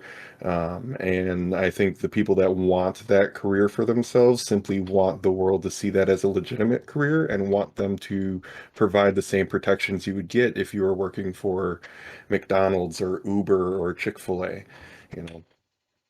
Yeah, I mean, I don't know. I can see it to a degree, but at the same at the same time, you also have to like look at it like, dude, if these Haas people do not stop following, man, I'm gonna fucking lose. I've just been here banning them left and right, man. It's the fourth one. Yeah, but I think that you have to take it with a grain of salt. The gosh, how do I word this? When you do work in that type of field, you get paid in cash. Normally, I guess maybe there's instances where like they take checks or credit card. I don't know how that works. I'm just assuming it's all dealt with in cash. When you deal with it in cash, there's no taxes taken out of it, right? 9 times out of 10, what is the government, the IRS knocking on your door and like, hey, yeah, we know you're out there on the corner. We need some of that. Like that's not what happens, right? It's under the table basically, and the benefit of under the table is you get paid in cash. You keep all of it. The downfall is because you keep all of it and that extra money is not going towards like medical and stuff like that. That's on you to pay it. Now, I mean, I guess you can like, I mean, it's not even you can do stuff under the table and it's fine. I don't think it becomes an issue until you make like, I think it's like $1,500 over the course of a year is when it has to become something that goes Yeah. through the IRS. I think that's the number. I could be wrong, but so like if I just wanted or whatever, like Joe and I had made jokes about it or whatever. I was like, dude, I'll go mow your lawn and that stuff. You pay me cash, right? There's no way I'm making $1,500 a year from that, right? And even if I was, what am I gonna do? Report it to the government? Like, yeah, I mow my friend's lawn and he pays me a lot of money. Like, no, right? Like, it's just not how it is or whatever. But I feel like once you get into that field or whatever, like if they do that or whatever, dude, they're gonna tax the shit out of it. They're gonna make all this weird stuff with it or whatever. And I feel like, this like fight that they're trying or this battle that they're trying to fight with it, I feel like it's not the right fight. I think you should just like Well, I don't know. the only It's point I weird. the only point I have on that, and the only real example we have in the United States is Las Vegas. Because in Las Vegas, you can get an escort legally. I mean, there's escorts that walk up and down the strip handing out their business cards to get picked up for that night. Um, and it's not, I mean, yeah, it would allow them to become contributing members of society, paying taxes and that type of thing. But more than that, it offers them protection. A female in the adult video industry can start making demands and ask for contracts and be protected legally when she's trying to do her job. And like I said earlier, I don't know anybody that wants their daughter to grow up to be a porn star, but the majority of guys I know don't mind watching porn. So, I guess that's a kind of a fair point. I think I don't know. I guess I have I spend too much fucking time on Twitter. I do see stuff on Twitter where, people are talking about how like there were these issues or whatever, like these companies weren't paying the females and stuff like that. They took all this stuff or whatever. These people aren't doing it anymore because they got scammed. I guess that, regardless of how you look at it, whether I don't think it's, something that you should do as a career path, if you're doing the work, you should get paid. I mean, I guess it's, as black and white as that, and that I can agree with, to make sure that that stuff happens or whatever. But yeah, I think what we should do, speaking of that, we should have agencies that do that, and instead of a boss, they should be required to be called the pimps. I would fight for that movement. can we get a strippers union? Yeah. But yeah, it's I don't know, it's just I don't know, again, it's one of those conversations that's like it's just such a weird conversation to have that you don't know how to have it, right? Like it's just I feel like it's kind of like that like I I don't know. It's something that I don't partake in, nothing that's going to ever affect me in my life, so it's like it's whatever in that stuff, obviously these people should be safe. They should, have their, shouldn't be getting scammed, shouldn't be having their lives ruined and that stuff or whatever. But the biggest thing with me, I don't know how to help. I don't know how to fight that or anything like that. So I'm going to stay out of the spotlight with it, right? I'm not going to go fight for it because I have no idea what the hell I'm talking about. And that's the same thing with, I don't want to get into any politics here, but that's the same thing with politics, right? I'm not going to name anything specific, but that's the same thing with a lot of politics. That doesn't affect me. That's never going to affect me. That has nothing to do with me. I'm not going to fight it because I don't understand it, right? I can go do the research on it, sure, but it's not something that's going to affect me. So me fighting for it, I'm not the person that you want fighting for it, right? If it's something where it's like a good thing, okay, I'll vote for it, but I'm not gonna. I feel like fighting for something that you don't understand or something that's not genuine to you is just not a good idea because you don't it doesn't come off the same.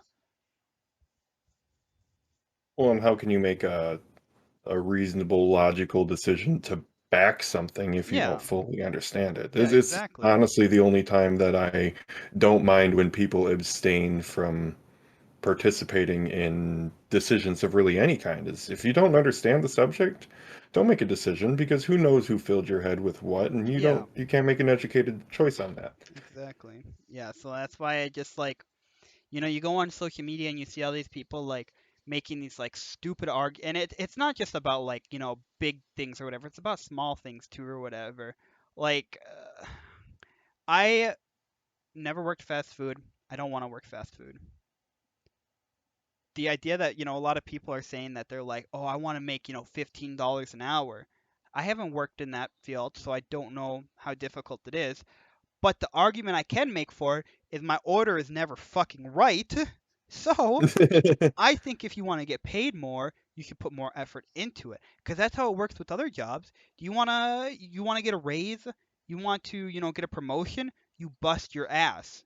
Then it comes, right? You don't just show up and like, I want more money. And they're like, "Well, I think if I paid you more, you would do better. So I'm going to take that gamble." It doesn't work like that. You have to prove that you're worth it first, and that's what I feel like. I feel like that's why this like minimum wage at McDonald's didn't fall through because they were not proving it at all.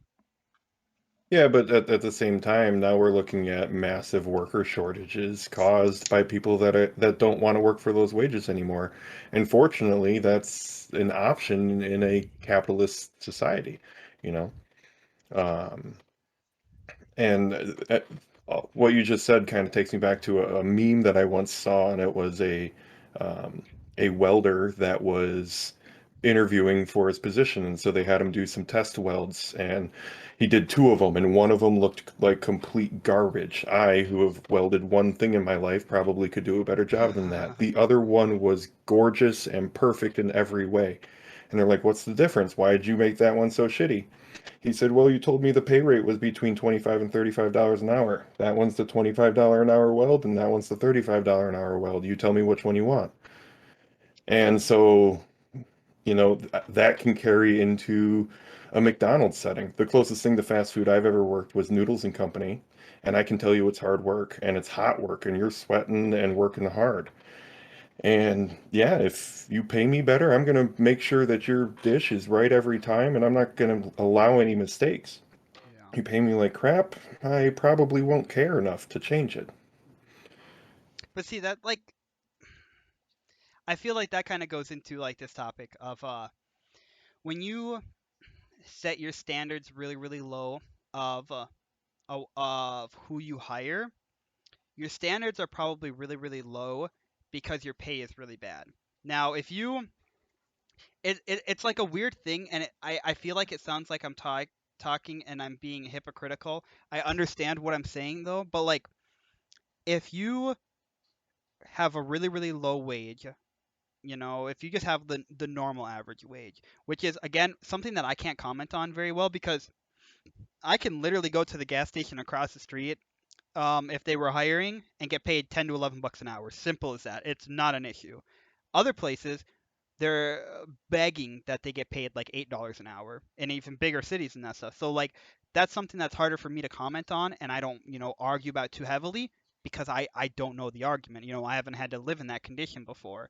But if you go somewhere and you pay them really really low, people aren't going to want to work there, right? You're going to get lower quality of people. So then, because you have lower quality of people, the service is a lot worse. And then, they get on this trend. So you have store A, very, very good employees. They're busting their ass. They're doing great. They feel like they deserve more. But then you have store B, who are, when the boss isn't at work, smoking weed in the back. So, and you guys can go ahead and laugh, but that's the Subway uptown. I've seen it happen in a But restaurant. so like store A deserves that, right? They've been busting their ass. But if we do that for store A, if it's something like McDonald's, we have to do it for store B. Store B does not deserve it. So now what do? Do we rehire entirely at store B? It's just, it doesn't work like that. So like it's like this gray area of, or this like circle I should say, of low wage brings bad people brings bad service means less service means lower wage, and you just keep going around in this circle. And it's like the only way that you can get out of it is you have to basically completely restart, and that's going to cost a lot of money too. So I feel like that's kind of where a lot of the issue is. I used to make $14 an hour when I worked at the grocery store with Kristen and Joe, and that $14 an hour, I lived on my own in an apartment. I paid all my bills. I went out to eat like 5 to 6 times a week. I went to movies all the time. I was buying games all the time. I was blowing my money like crazy. I was, taking my cousins Brady and George out to eat all the time, my brother and my sister. I would, bring food home to my mom or my grandpa.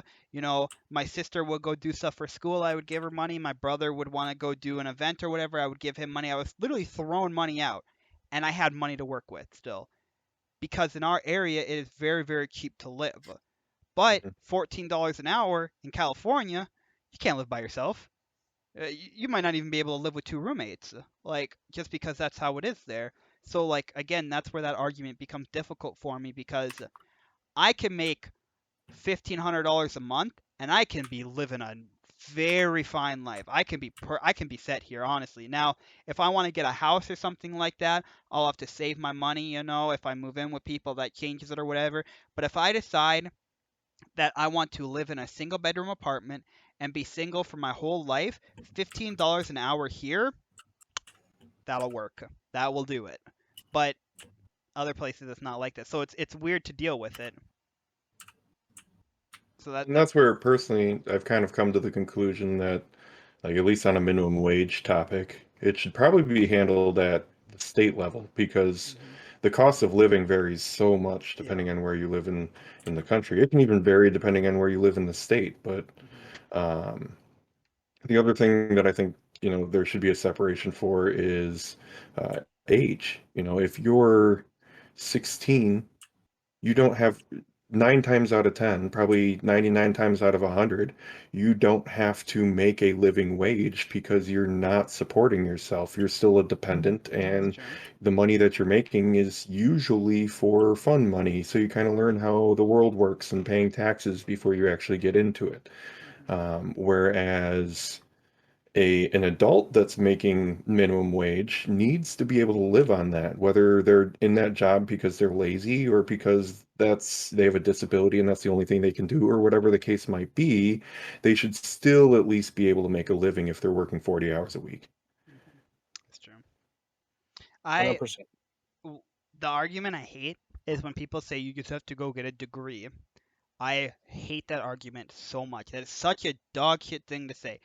If you want to be a doctor, get a degree, okay? I don't want you operating on somebody if you just like rolled off the street and you're like, hey, I need to pay the bills. Let's go. No.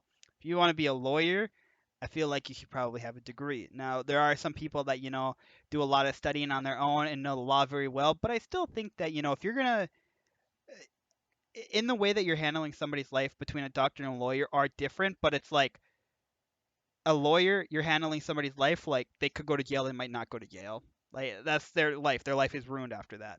So I feel like when it's stuff like that, you should have a degree. But I feel like other stuff, no. I went to school for business management, and then I dropped out to start a painting business.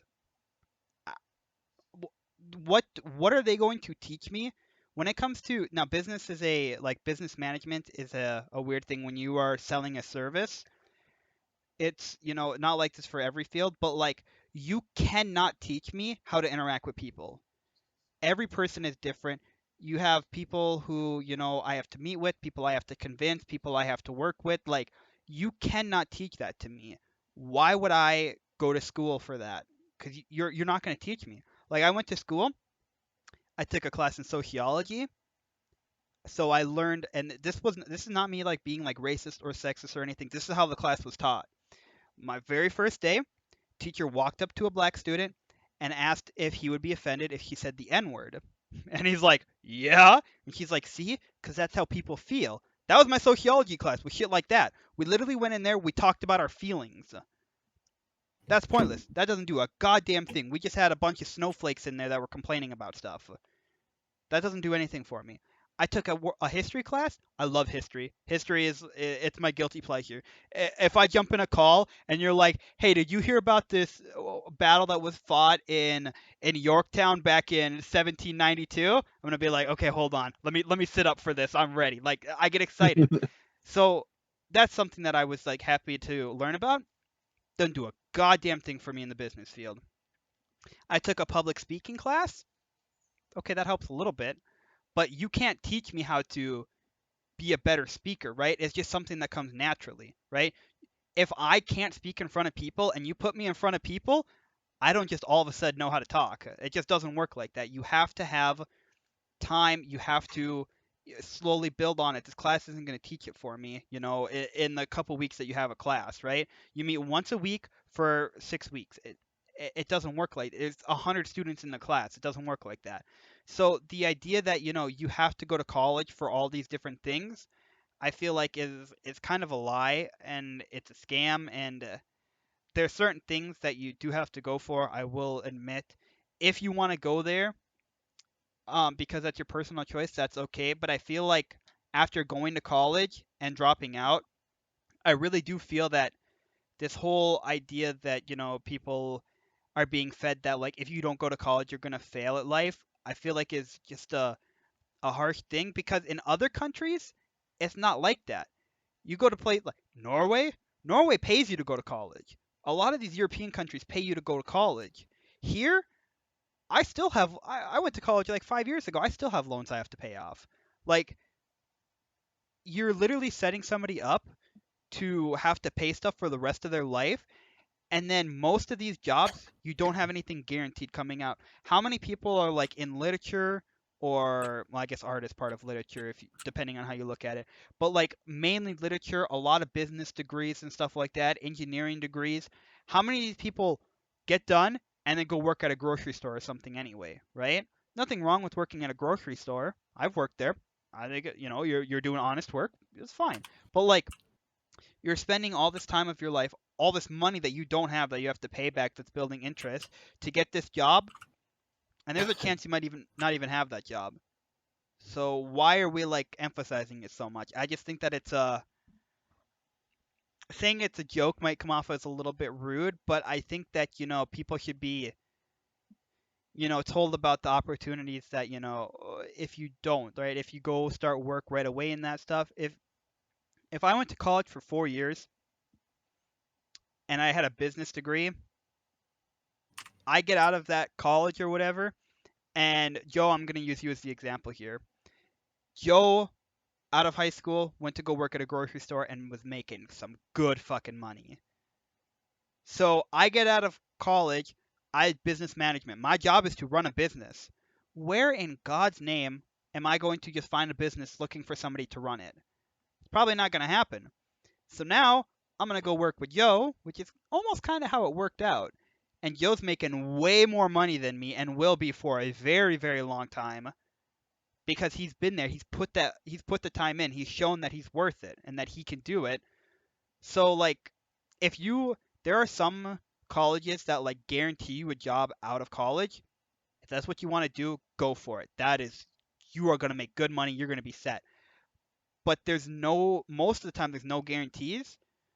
So you're literally gambling on it and you've already lost because you're in debt to start off. So you're gambling on something that you started off losing. It just doesn't sound like a good idea.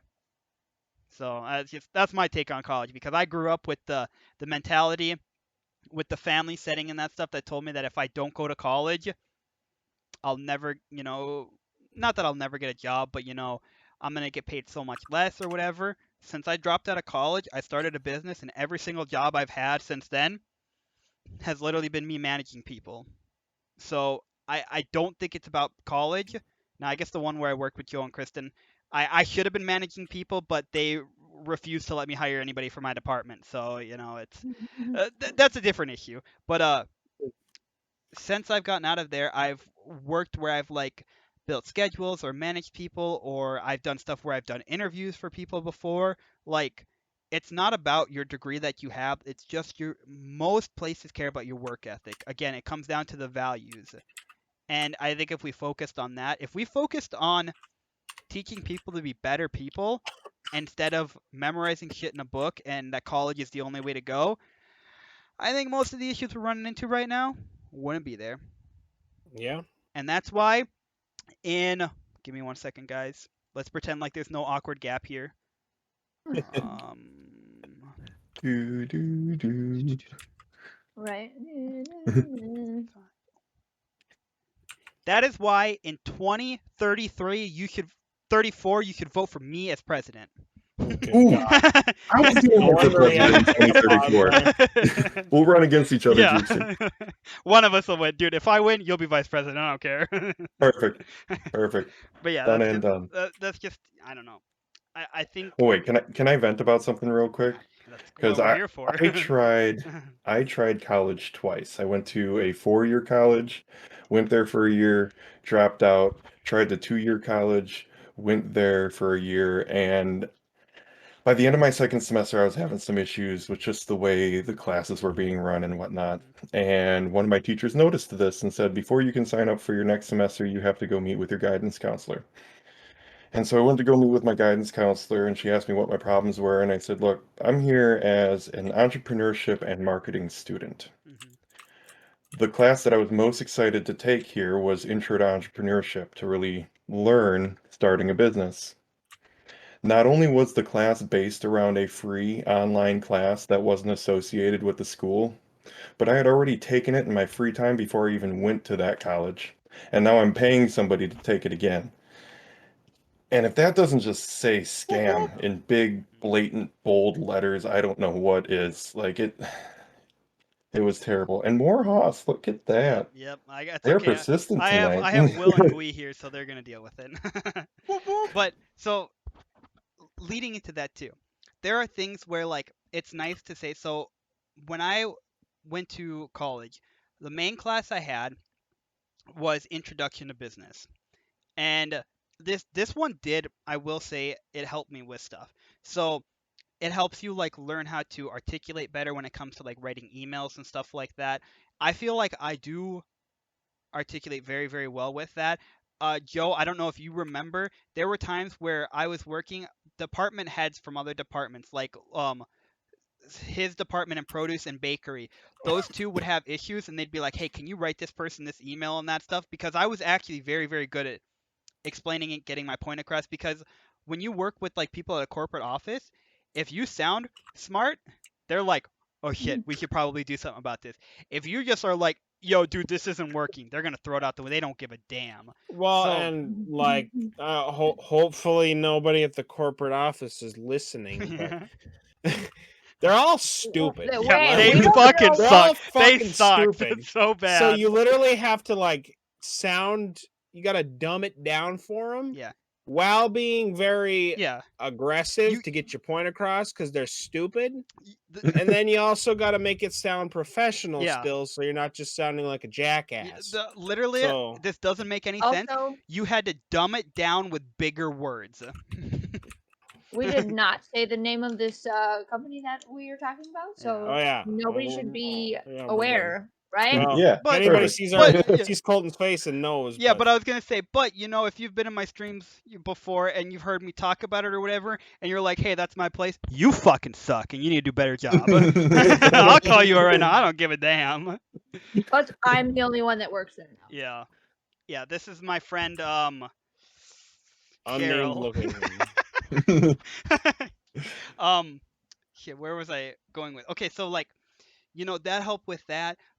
We learned like the difference between like black suit, tuxedo, professional, wear, whatever stuff like that. Okay. Another one that helped is we had one of our final grade, 60% of our grade. Get this, you had to dress up in a suit. We went to the dining center, or the upstairs of the dining center. They put all tables around there and that stuff. They had actual people come from like restaurants that they hired or whatever. They're the people that are they're wearing full suits. They got the little hand towel over their arm and they're like, "What can I get you this evening?" You sat at a table. They literally brought people who own businesses in the town, and they would sit at tables of 8, one business owner, 7 students. And they would grade you based on how you presented yourself, how you talked. There are proper ways that you eat your food. There are proper ways that you have to grab with your left hand, grab it. If you want like silverware or napkin or like bread or something like that, you grabbed it from with your left hand. You grabbed your right hand, you put it on your plate. You took it with your right hand, you passed it over. You have to cross your arms is one of the things. They literally So weird. teach you how to eat properly, right? Normally, what people do, you put your fork down, you cut it with the knife, you eat it, you just go again. That's not how you do Or it, okay? you yell across the table, "Hey, pass Yeah. me the salt." Yeah, no, you'd have to be like, I'd have to be like, Vlad, can you talk to Kristen and ask her if she can pass me the salt shaker? You would grab it, cross over, bring it to me. I can't be like, Kristen, can I have that? It's not how it works. So like Or just when you reach eat, across the table. yeah, you can't reach across the table or anything like that. We had this one dude or whatever. I shit you not. He's sitting there. He's like 2 spots to the left of me. He's sitting there and you could tell he's struggling or whatever because the guy keeps like correcting him. The guy was really nice. I think all of us passed except this kid. But this kid like just couldn't handle it anymore and that stuff. He's like, "Can I go use the restroom?" And they're like, "Yep, just make sure to, properly. What you have to do is you have to put your napkin on your seat when you leave, because otherwise at fancy restaurants they assume you've left and they take your food." So he put his thing down on his seat. That kid never came back. He just left, dude. He was over it. But so like they teach you how to eat. You have to, Wait, did he put his napkin on his seat though? Yeah, he put a napkin on his seat, but he just did not Okay. come back for the He rest of the didn't night. come back. Okay. Yeah, he wanted people to think he was gonna come back, so nobody went looking for him. But so stab we had steaks or whatever. You stab your steak, you cut it, you put the fork down at the top of your plate though. It has to be completely on the plate, left the handle on the left side, the tongs or whatever on the right side. Or no, you'd put your knife there, sorry. And then you switch your fork to your dominant hand, pick it up, eat it, put the fork down, wait till you finish chewing before doing anything else. And I was like, I wanted to pass that class. I did not want to have to take it again. Now, I don't eat exactly like that. Mine's like kind of a mixture of it. At Joe and Kristen's wedding, the people we were sitting at, I shit you not, everybody is watching me eat. And I'm like, what is happening? They're like, you just eat so well. I'm like, what the fuck? Like, our friends, Taylor and stuff like that were like sitting there staring at me. They're like, what the hell? Because, like, that's what I was doing. I was cutting my food, I was putting it down, I was picking it up because, like, we were dressed really, really nice. I had my Batman suspenders on. I was rocking that shit. Oh boy. Your fishing hat. Yep. I'll find a picture here, Vlad, and I'll send it to you in the Discord, dude. You can see when I got drunk and what I looked like. Awesome. But Wonderful. like I was He just looks stupider than he does now. no, believe I me. was elite. But like I was like, okay, I was like kind of taught like if I'm in a very, important scenario that I should be respectful with it, and that's what I was, and I didn't even realize I was doing it. And I feel like people will look at me, they'll be like, why, that's just so weird, why are you doing that? And I understand that, but at the same time I feel like a little bit or whatever, like it's egotistical, but then I feel a little bit better than everybody else. You know what I mean? People are sitting there like, yeah, I'm gonna get some of that right there, okay, and that stuff, and I'm just sitting there like cutting stuff nicely or whatever. I'm nodding along to stuff or whatever. I'm like, here you go, here's the jug of water and that stuff. I'm being respectful and that stuff. And I mean, that's what you want to do. I mean, how people go to Walmart or whatever to look at other people and are like, at least I'm not that guy. Like, that's just human nature. You don't want to be the worst. You want to be better than somebody. That is the place to go to make yourself feel better. And I feel like, instead of me going out and putting people down, I can just go out and silently judge people without hurting anybody else's feelings and just make myself feel better. I think that's what everybody should do. I think that's what you should do. I think that's If you can make yourself feel better at nobody else's expense, yeah, then exactly. absolutely. That's what I'm saying. So, but yeah, it was just it was a weird experience, like to go through that or whatever. Um, I don't think that what the average cost came out to be was it was like $1,100 or something for that class. Total fucking ripoff. But if I look at it without the monetary value to it and that stuff, it was worth it because it did help. It helped me, figure out like proper ways to, understand like the dressing and that stuff or whatever, just more ways to look professional. And I do think that it has helped me in important ways and unimportant ways, like how I was eating whatever the hell the meat was that you guys had at your wedding. I don't remember. I don't I think remember you guys either. did you guys have pork chops? Is that what it was? No, I think Mm, wasn't it chicken? I bet you It was was something I chicken, had to yeah. cut into though. But either or, it's beneficial, but then again, like we were talking about and that stuff, like you were saying, you had to take this course, and it's like, what the hell is this? Like, I don't know. I just the I should issue. say, I was going to say my entire college experience wasn't like that. That was the worst of the worst Oh, okay. examples I have. Yeah. Um, and I took another class at that same college a semester before, and it was a sales class. And we actually touched on a lot of the etiquette things, not as in depth as your class Yeah. did, but the final grade was a one-on-one sales presentation, and I actually had to sell an entrepreneur his product back to him. Hmm. So he Yeah, came in and I net had to profit. have right? But I had to go in and, do an entire probably 20 to 30 minute one-on-one interaction in a classroom with with this business owner and sell his product to him. Um, and I mean, he was a nice guy, but at the same time, when it's your own product, they were super critical on, all of your stats and things like that that you're presenting. But a lot of it, I still use it today in, how I hold myself when I'm having a conversation on a professional level or something like that. Yeah. I will say too that professors are people like look at them now. It's not going to be all of them. Some of them are total douchebags. Simple as that. But there are some of them that like are doing this because they're just super passionate about something and they want to express that passion to other people. My history teacher. I hope one day my one of my new goals in life is that he sees this. Mr. Hansen, my history teacher, American history. I had never watched the Hamilton musical before at this point. And he said that on Saturday he was going to be hosting an extra credit thing. If people showed up, they would get, I think it was like 25 points of extra credit if they stayed for at least a half hour. The Hamilton thing is like 2 hours or something like that. I can't remember. Maybe it's a little bit longer even. Maybe it's 2.5. Anyway, I had never seen this before. I'm die-hard history fan. I love everything about history. I went there. I sat through the whole thing. I literally talked with him afterwards and that stuff. We talked about different things. I told him stuff that I read online about stuff or whatever. He knew everything. He knew all these more detail. My entire Saturday, like 4.5, 5 hours. We literally went to the dining center, sat down, and he just kept telling me about this shit. I just loved it all or whatever. Mr. Hansen, you are the OG. That man, I went to my classes. I did all the assignment and that stuff. After that, I got 100% on every single assignment. I got questions wrong, and I still got 100%. He would mark them wrong and give me 100% because I was the only student that stayed through the entirety of that, and I went to go eat lunch with him afterwards and that because this guy was just so passionate about talking about this stuff, and I was so passionate about listening. He's like, "This kid's cool. He's passing. I don't care." And Awesome. that was it. I passed that class with 100%. I was like, I'm literally like, I talk to my roommates about it and that stuff or whatever. They're like, "What is this shit?" Like, he marked these two wrong in that stuff. I was like, "Yeah, but we're boys now. Like, it's as simple as that."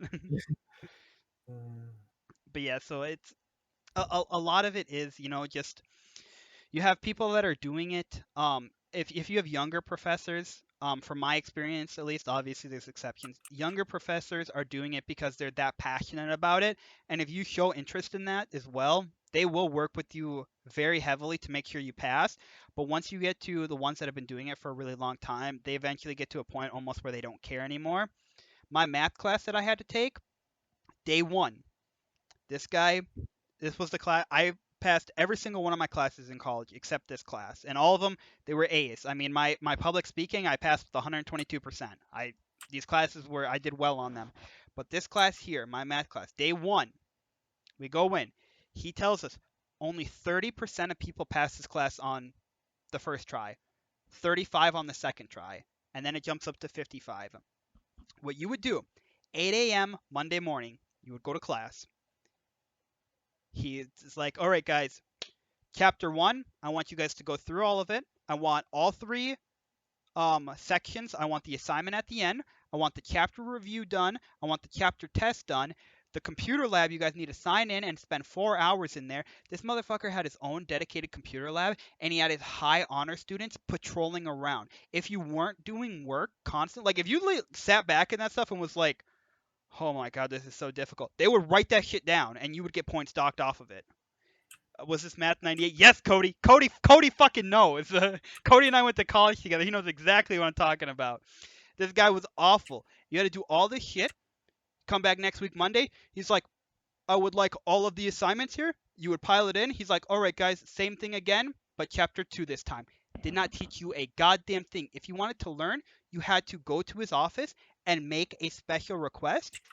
But the thing was, this guy was teaching like 3,000 students. So they didn't have time for everybody. And he wouldn't do anything after 5 p.m. and nothing before, I think, like 9 a.m. And then, each day he had classes at different times too, so he wouldn't do anything there. So, like, he literally set you up for failure, and the school didn't care because they were getting money. This guy did not teach you anything. When you asked him to help you teach, he'd be like, I'm busy, I can't do it, or whatever. I failed that class twice. I took it 2 semesters. I failed it both. That was, if I didn't, there was a multiple different things on why I decided to drop out. That math class was number one. I don't care what I tell people or whatever. That math class was the main reason. I was never going to fucking pass that class. I could not teach myself this fucking like calculus shit on my own. It was just too much. I did pre-calc in high school. I couldn't do this on my own. It was just there was way too much. I look at something like that. If a professor is going to brag that they only have a 30% pass rate, to me that's just them bragging that they're doing a bad job. If I'm in a factory making cars and 30% of them don't start when I'm, or I should say 70% of them don't start when I'm, then I'm a bad car maker. That's just how that works. That's true. Like, I will say the only professor I truly had an issue with was an English professor, and he was very strict on his attendance. And I get it. He'd been a professor for a while. He'd been burned and lied to and heard every excuse in the book by students as to why they weren't in class. But I literally failed his class because it was the third time that I was late. But I showed up late to his class because I was up until 4 a.m. the night before with my friend saving their life in the hospital. And he didn't care. He's like, yep, you were late the third time, you're done. And I'm just like, I looked at him straight in his eyes. I was like, my friends will always be more important than your class. And so I'm just not going to have you as a professor anymore because you can't see the value of my moral standing in that. Yeah. And there's no working with somebody like that. Yeah, there's just you have good I mean, like you said, there are times in that stuff where like a professor can't like, make an exception for every little thing, but I feel like if you take the time to explain what happened in that stuff, you don't have to give them details, you just tell them like I had a friend in the hospital, I feel like most of my professors that I had would have been like, okay, you know what, I'm not gonna, I know people lie about shit like that, but I'm not gonna be an ass and say that you're lying. Like it's whatever, maybe you get a couple points docked or something like that, but yeah, Well, and that's the thing. Even in that scenario, like we didn't call an ambulance. I drove. I was that person's ride to and from. Their family was out of state, so it's not even like they had family in town to come stay with them or help them or any of that. And afterwards, I'm like, yeah, I can go get her hospital wristband or whatever it might be, whatever you need from me to prove that I was there doing that, I can do. But he didn't even want to hear the story in the first place. I'm like, you know what? Screw you then. That's all I can say. Yeah. On another college experience note, but I want to say more upbeat, but at the same time, it's like, yo, what the fuck? Cody and I went to college together, and what we did is he drove us to the campus because we were an hour and a half away from where we lived, and we lived near each other. So on the way we'd be there one weekend, then the next weekend we would come home. Because we worked at the dining center together also. So we're one weekend where we have the weekend off. Friday night, we've got our shit packed up. We're ready to go. I don't know if you guys remember, there was like that one summer, or maybe it was like an entirety of a year where clowns were an issue. Ew. Cody and I shit you not, it's like 11 p.m. or something like that. We're done with all our shit for the day. We're getting ready to, we loaded up with backpacks. We're exhausted. We walk out the front of the dorm. We take a right. Parking lot's across the street. We look and I'm like, Cody, what is that? There's this fucking tall ass dude dressed as a clown just holding balloons. And we're like, yo, what the fuck? So we walk around a little bit. We haven't crossed the street yet. We go over. The dude fucking moves over. Somehow knew Cody's car and is just standing there. Cody, I'm not fucking going home, dude. I'm going back in my dorm, dude. I'm not dealing with this shit. There's just a fucking clown out there, dude, next to Cody's car, holding balloons, watching us, dude. I'm like, nah, dude. I don't need to see my family. I don't care. I'll wait till next month. I don't fucking care. Like, this is not happening, dude. I couldn't believe it. It was just, Fuck all of that. yeah, I was not into that at all. And then Cody and I, so how our building was set up was we had the cafeteria right here, a small hallway that led to my dorm room, and then there's another small hallway that led to Cody's dorm room. So it was all like one big building basically. Well, believe it or not, you need to drink water, and I would get thirsty at some point during the week. I know, crazy. So our water fountains didn't have the option for like how you have the thing now where you can just put your thing underneath it and it just shoots down. None of ours had that, and none of them had enough water pressure that it would like curve in, and our sinks weren't deep enough in the bathroom that I could like put my stuff underneath. So like what I would do is like once a week I would take my backpack, load it up with every water bottle I had. I had like a 2.5 gallon bucket, and I had what is it called, the filters? Britta? Yeah, Brita filter.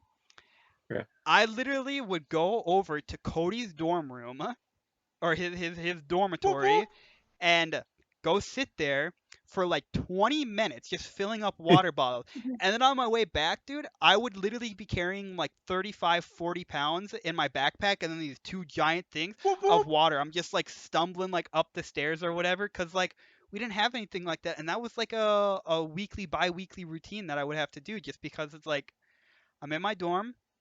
I'm thirsty. I'm a college student, so I'm not loaded up with like juices or pop or anything like that. I need water. I want to eat ramen. I need water there too. So like, what do I do? And yeah, it was one hell of a thing. And then my dorm was the worst shit ever. We had meetings like every single week. It was freshmen. Cody's and I dorm. We were the male freshman dorms. I shit you not. I get back from my class and my two roommates are walking out there like, yeah, Colten, we have a meeting. And I'm like, dude, again? Like, this was like the third one this week. I'm like, you've got to be shitting me. I was like, all right, I got to change and I'll be down there. I changed. I put on, it wasn't like pajamas, but it was like my pajama short or clothes, right? I had a cutoff and I had shorts on. I walked down. I'm in my slippers. I got my bottle of water. I open the door. I'm not even kidding you, word for word. As I open this door, the first thing I hear is the dorm advisor yelling at the top of his lungs, "This is the last time somebody shits in the shower and stomps it down the drain." I turned around. I was like, I'm not gonna fucking sit through this. What is wrong with us, dude? This is so fucked up. I turned around. I went back to my dorm. I got yelled at afterwards. They came up. They're like, "Why weren't you in the dorm or the meeting?" I was like, what am I gonna sit through that? I'm not pooping in the showers. Like, we have a shower right here, and right here's the toilet. I'm just gonna go to the toilet, dude. Like, what is this? And yeah, it's just, I couldn't believe the meetings that we had or whatever. It was just the stupidest shit all the time. I go, and there's this dude that's like, he's like a foot taller than me and like 200 pounds bigger than me. It's a Sunday, right? I just got off work. I'm doing laundry. I go into the laundry room. This dude's just holding up my boxers. I'm like, dude, what's up? He's like, oh yeah, I'm just checking, make sure my clothes are dry. I'm like, bro, that's my clothes. No, it's not. dude, that shirt right there literally says what high school I went to. I went to that high school. Dude, my graduating class was 6 people. You didn't go to that fucking high school. He's like, yeah, these are my clothes right now. I'm like, dude, put them on. None of that shit's gonna fit you. He takes my underwear. He like scoops up like 5 pairs of my underwear and runs away. Like, what the fuck is this? So then I tell the dorm advisor, I'm like, dude, there's some guy that's like stealing my clothes. Again? Do something about this guy. He's probably the one pooping in the showers. Like, it just, oh my gosh, dude, it was just the stupidest shit ever. Can we just talk about on that specific note of people pooping in the shower? That did go viral on Twitter or on TikTok just a couple weeks ago. Apparently that's a thing that people do where they poop in the shower. I don't understand, but I don't know, man. It was, there was just, I don't know. There was, there was one time. Cody, it's such a good thing Cody and I were not roommates because I annoyed the shit out of him so bad. We were playing a game of Dota one night, and I'm like, Cody, dude, I gotta go take a shit. And he's like, all right, dude, go. I'll just wait. I sprint as fast as I can over to Cody's dorm. I pound on his door as hard as I can. Cody's like, you can hear him like tiptoeing over. He peeks around the corner. He literally, the look he had, as if like I was about to shoot his dog. He was mortified, and he just sees it's me, and I'm like, and I just run away. I dabbed on him and just sprinted. I get back to my computer. I'm like, all right, Cody, I'm done using the bathroom. I'm gonna fucking kill you. Funniest shit ever. Oh my gosh, he was so mad. But yeah, Cody and he's going to his class. I close my blinds or whatever, and I text him. I'm like, I see you. You can see him in the middle of a crowd. He's kind of looking around and that stuff. And I'm like, you dumb shit, I'm over here. Just looking around again and that stuff or whatever. He calls me. He's like, where the fuck are you? And I'm like, trying to keep a straight face. I'm like, what are you talking about, dude? I'm right next to you. He looks over at my dorm. He can't see me because the blinds are closed. He's like, you're in your fucking dorm, aren't you? I hang up. I fucked with Cody so bad. It was just so much fun. But yeah, it was. I mean, there's a lot of I could go on for hours. The stories I have of college because there are just so many funny things. There's such weird stuff that happened, but that was all stuff outside of class. Anything that happened inside of class was either great because it was my history class or awful because the teacher just didn't give a shit and just wanted a paycheck. So I think college is really good for the experience outside of classes, I will say, because it puts you in. You're around so many different kinds of people. There's so much wild stuff that happens. There's so many different stories that you can talk about in so many different situations or whatever. Cody and I were at the pool one time or whatever, and I took my glasses off or whatever. So we're in the hot tub, and I'm just staring at people, and I'm like, Cody, is that chick hot or not? Like, I'm pointing at people or whatever. He's like, dude, you gotta stop. I'm like, dude, I can't see. You gotta tell me. Like, she's got brown hair, right? Is that what that is? Like. So yeah, we just again, it's a lot of fun and that stuff. But once you get into the classes, if you get the wrong professors, it just ruins the whole experience. yeah, definitely. But we're going on, guys. It is what, almost 2.5 hours here now. We're getting to kind of that point where, oh gosh, I think Time is flying. it's Yeah. true. Joe and Coach Kristen Colten have just just can't been. stop talking. Dude, listen, man. Okay, I invite 3 of the homies to a podcast, right? 2 of them are playing Fortnite the whole time, man. I gotta talk a lot. You know what I mean? Do you honestly think we're playing Fortnite, you piece of crap? Like, no. I hear some clickety clacks on a Yeah. keyboard. I don't know. Yeah, my keyboard is quite loud, but Yeah. no, I'm not. I don't even think I have that game installed anymore. I install it because I'm like, oh yeah, this will be fun, and then I play like 2 matches, and I'm like, this game just blows ass, and I'm just uninstall it again. So. True. That's Joe, I just met you, but for some reason I don't believe you. true. Who cares if I'm ranked 300? Okay, all right, it's my business. I will say, Joe has probably like. I'll give you the benefit of the doubt, Joe. Okay, you played what, the first like 12 seasons of Fortnite, right? Yeah, probably. And then Yeah. they're on season what, like 19 now or something like that? Oh Jesus, I don't even Probably freaking even know. more. Joe has Probably. probably played like 75% of the seasons that have come out. He's like uninstalled and reinstalled it to try it, and every single time he's like, "God, this game blows." And then like 2 months later, he's like, "Colten, we should give Fortnite a try." And I'm like, "Dude, no. I have other people that tell me that I'm not playing this game." He tries it. Next day, Colten, Fortnite is so bad, dude. The game is so dog shit.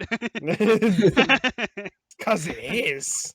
So yeah, when he said that he was playing it, I was like, he was able to bait Kristen in this time. He tries to get me, but it doesn't work. But this time you know, peer pressured Kristen into it, and now she's fucked too. But I don't know.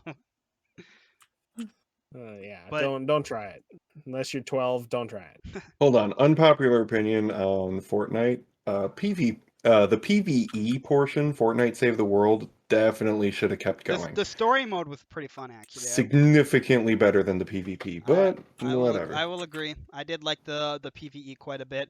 That shit was, once you like got to like the defense missions or whatever. Once you got far enough, it was like Yeah. impossible. But it was a lot of fun, I will say. But yeah, I don't know. It's Not what the people want. it's a dead game. It truly is. They're just targeting the only people that play that game, and this is full offense. I don't care.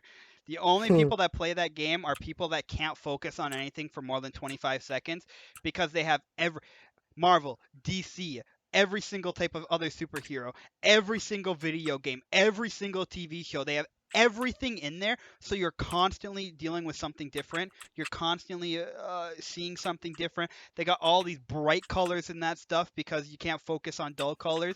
They got all these different artists that are doing these cool little concerts in Fortnite that is the dumbest shit ever. All of them suck. Their Ariana Grande concert, the only reason why people went to it is because she was wearing a skirt, and everybody was trying to go look up the skirt, but they literally had to put a player barrier around it so that way people couldn't get close enough. Like, if that doesn't tell you the player base of Fortnite, that just God, dude. Like, it's just, I don't know, man.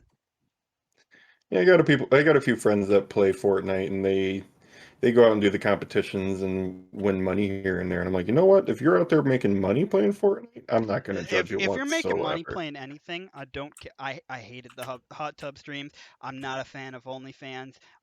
If you are making money, go for it. Do not give a shit what anybody else says. That's as simple as that.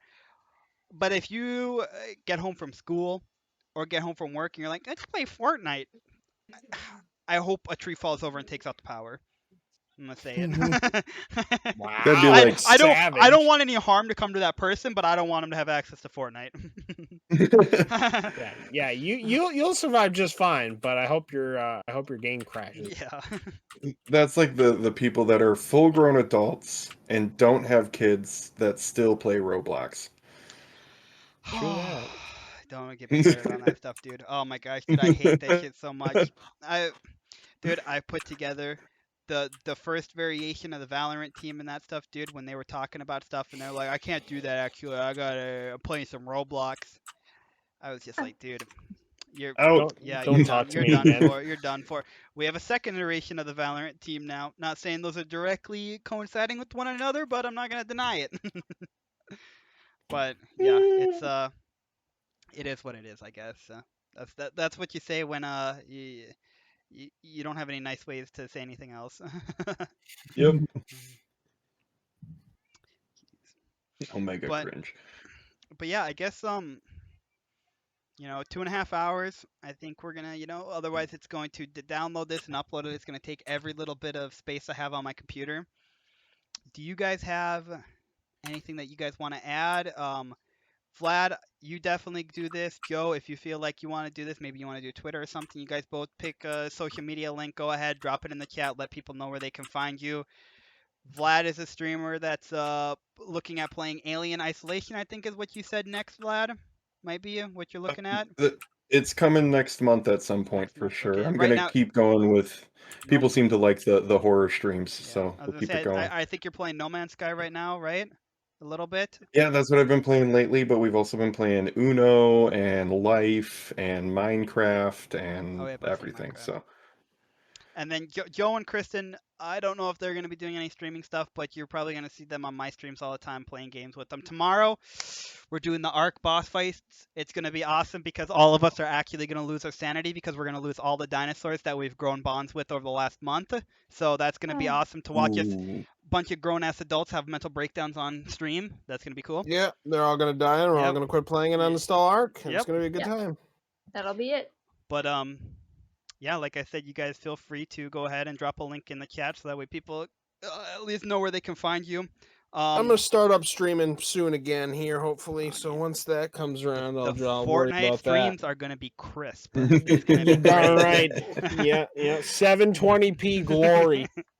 But other than that, That's- do you guys have anything that you want to add or anything to that? Any closing remarks or anything? Thanks for having me. I enjoyed myself. For sure. I got nothing. All right, guys. Well, thank you guys for coming on to the podcast. And I'm gonna be doing a little bit of some different stuff with it and that stuff. But if you guys are interested in being on future ones, just let me know. And anytime I have openings, you guys will be the first ones I go to. Sounds good. Yeet. All right. Well, on that note, then I will talk to you guys later. Bye-bye. Bye. All right, guys. So we are going to cut it there. I don't have my camera on for some reason. Hold on.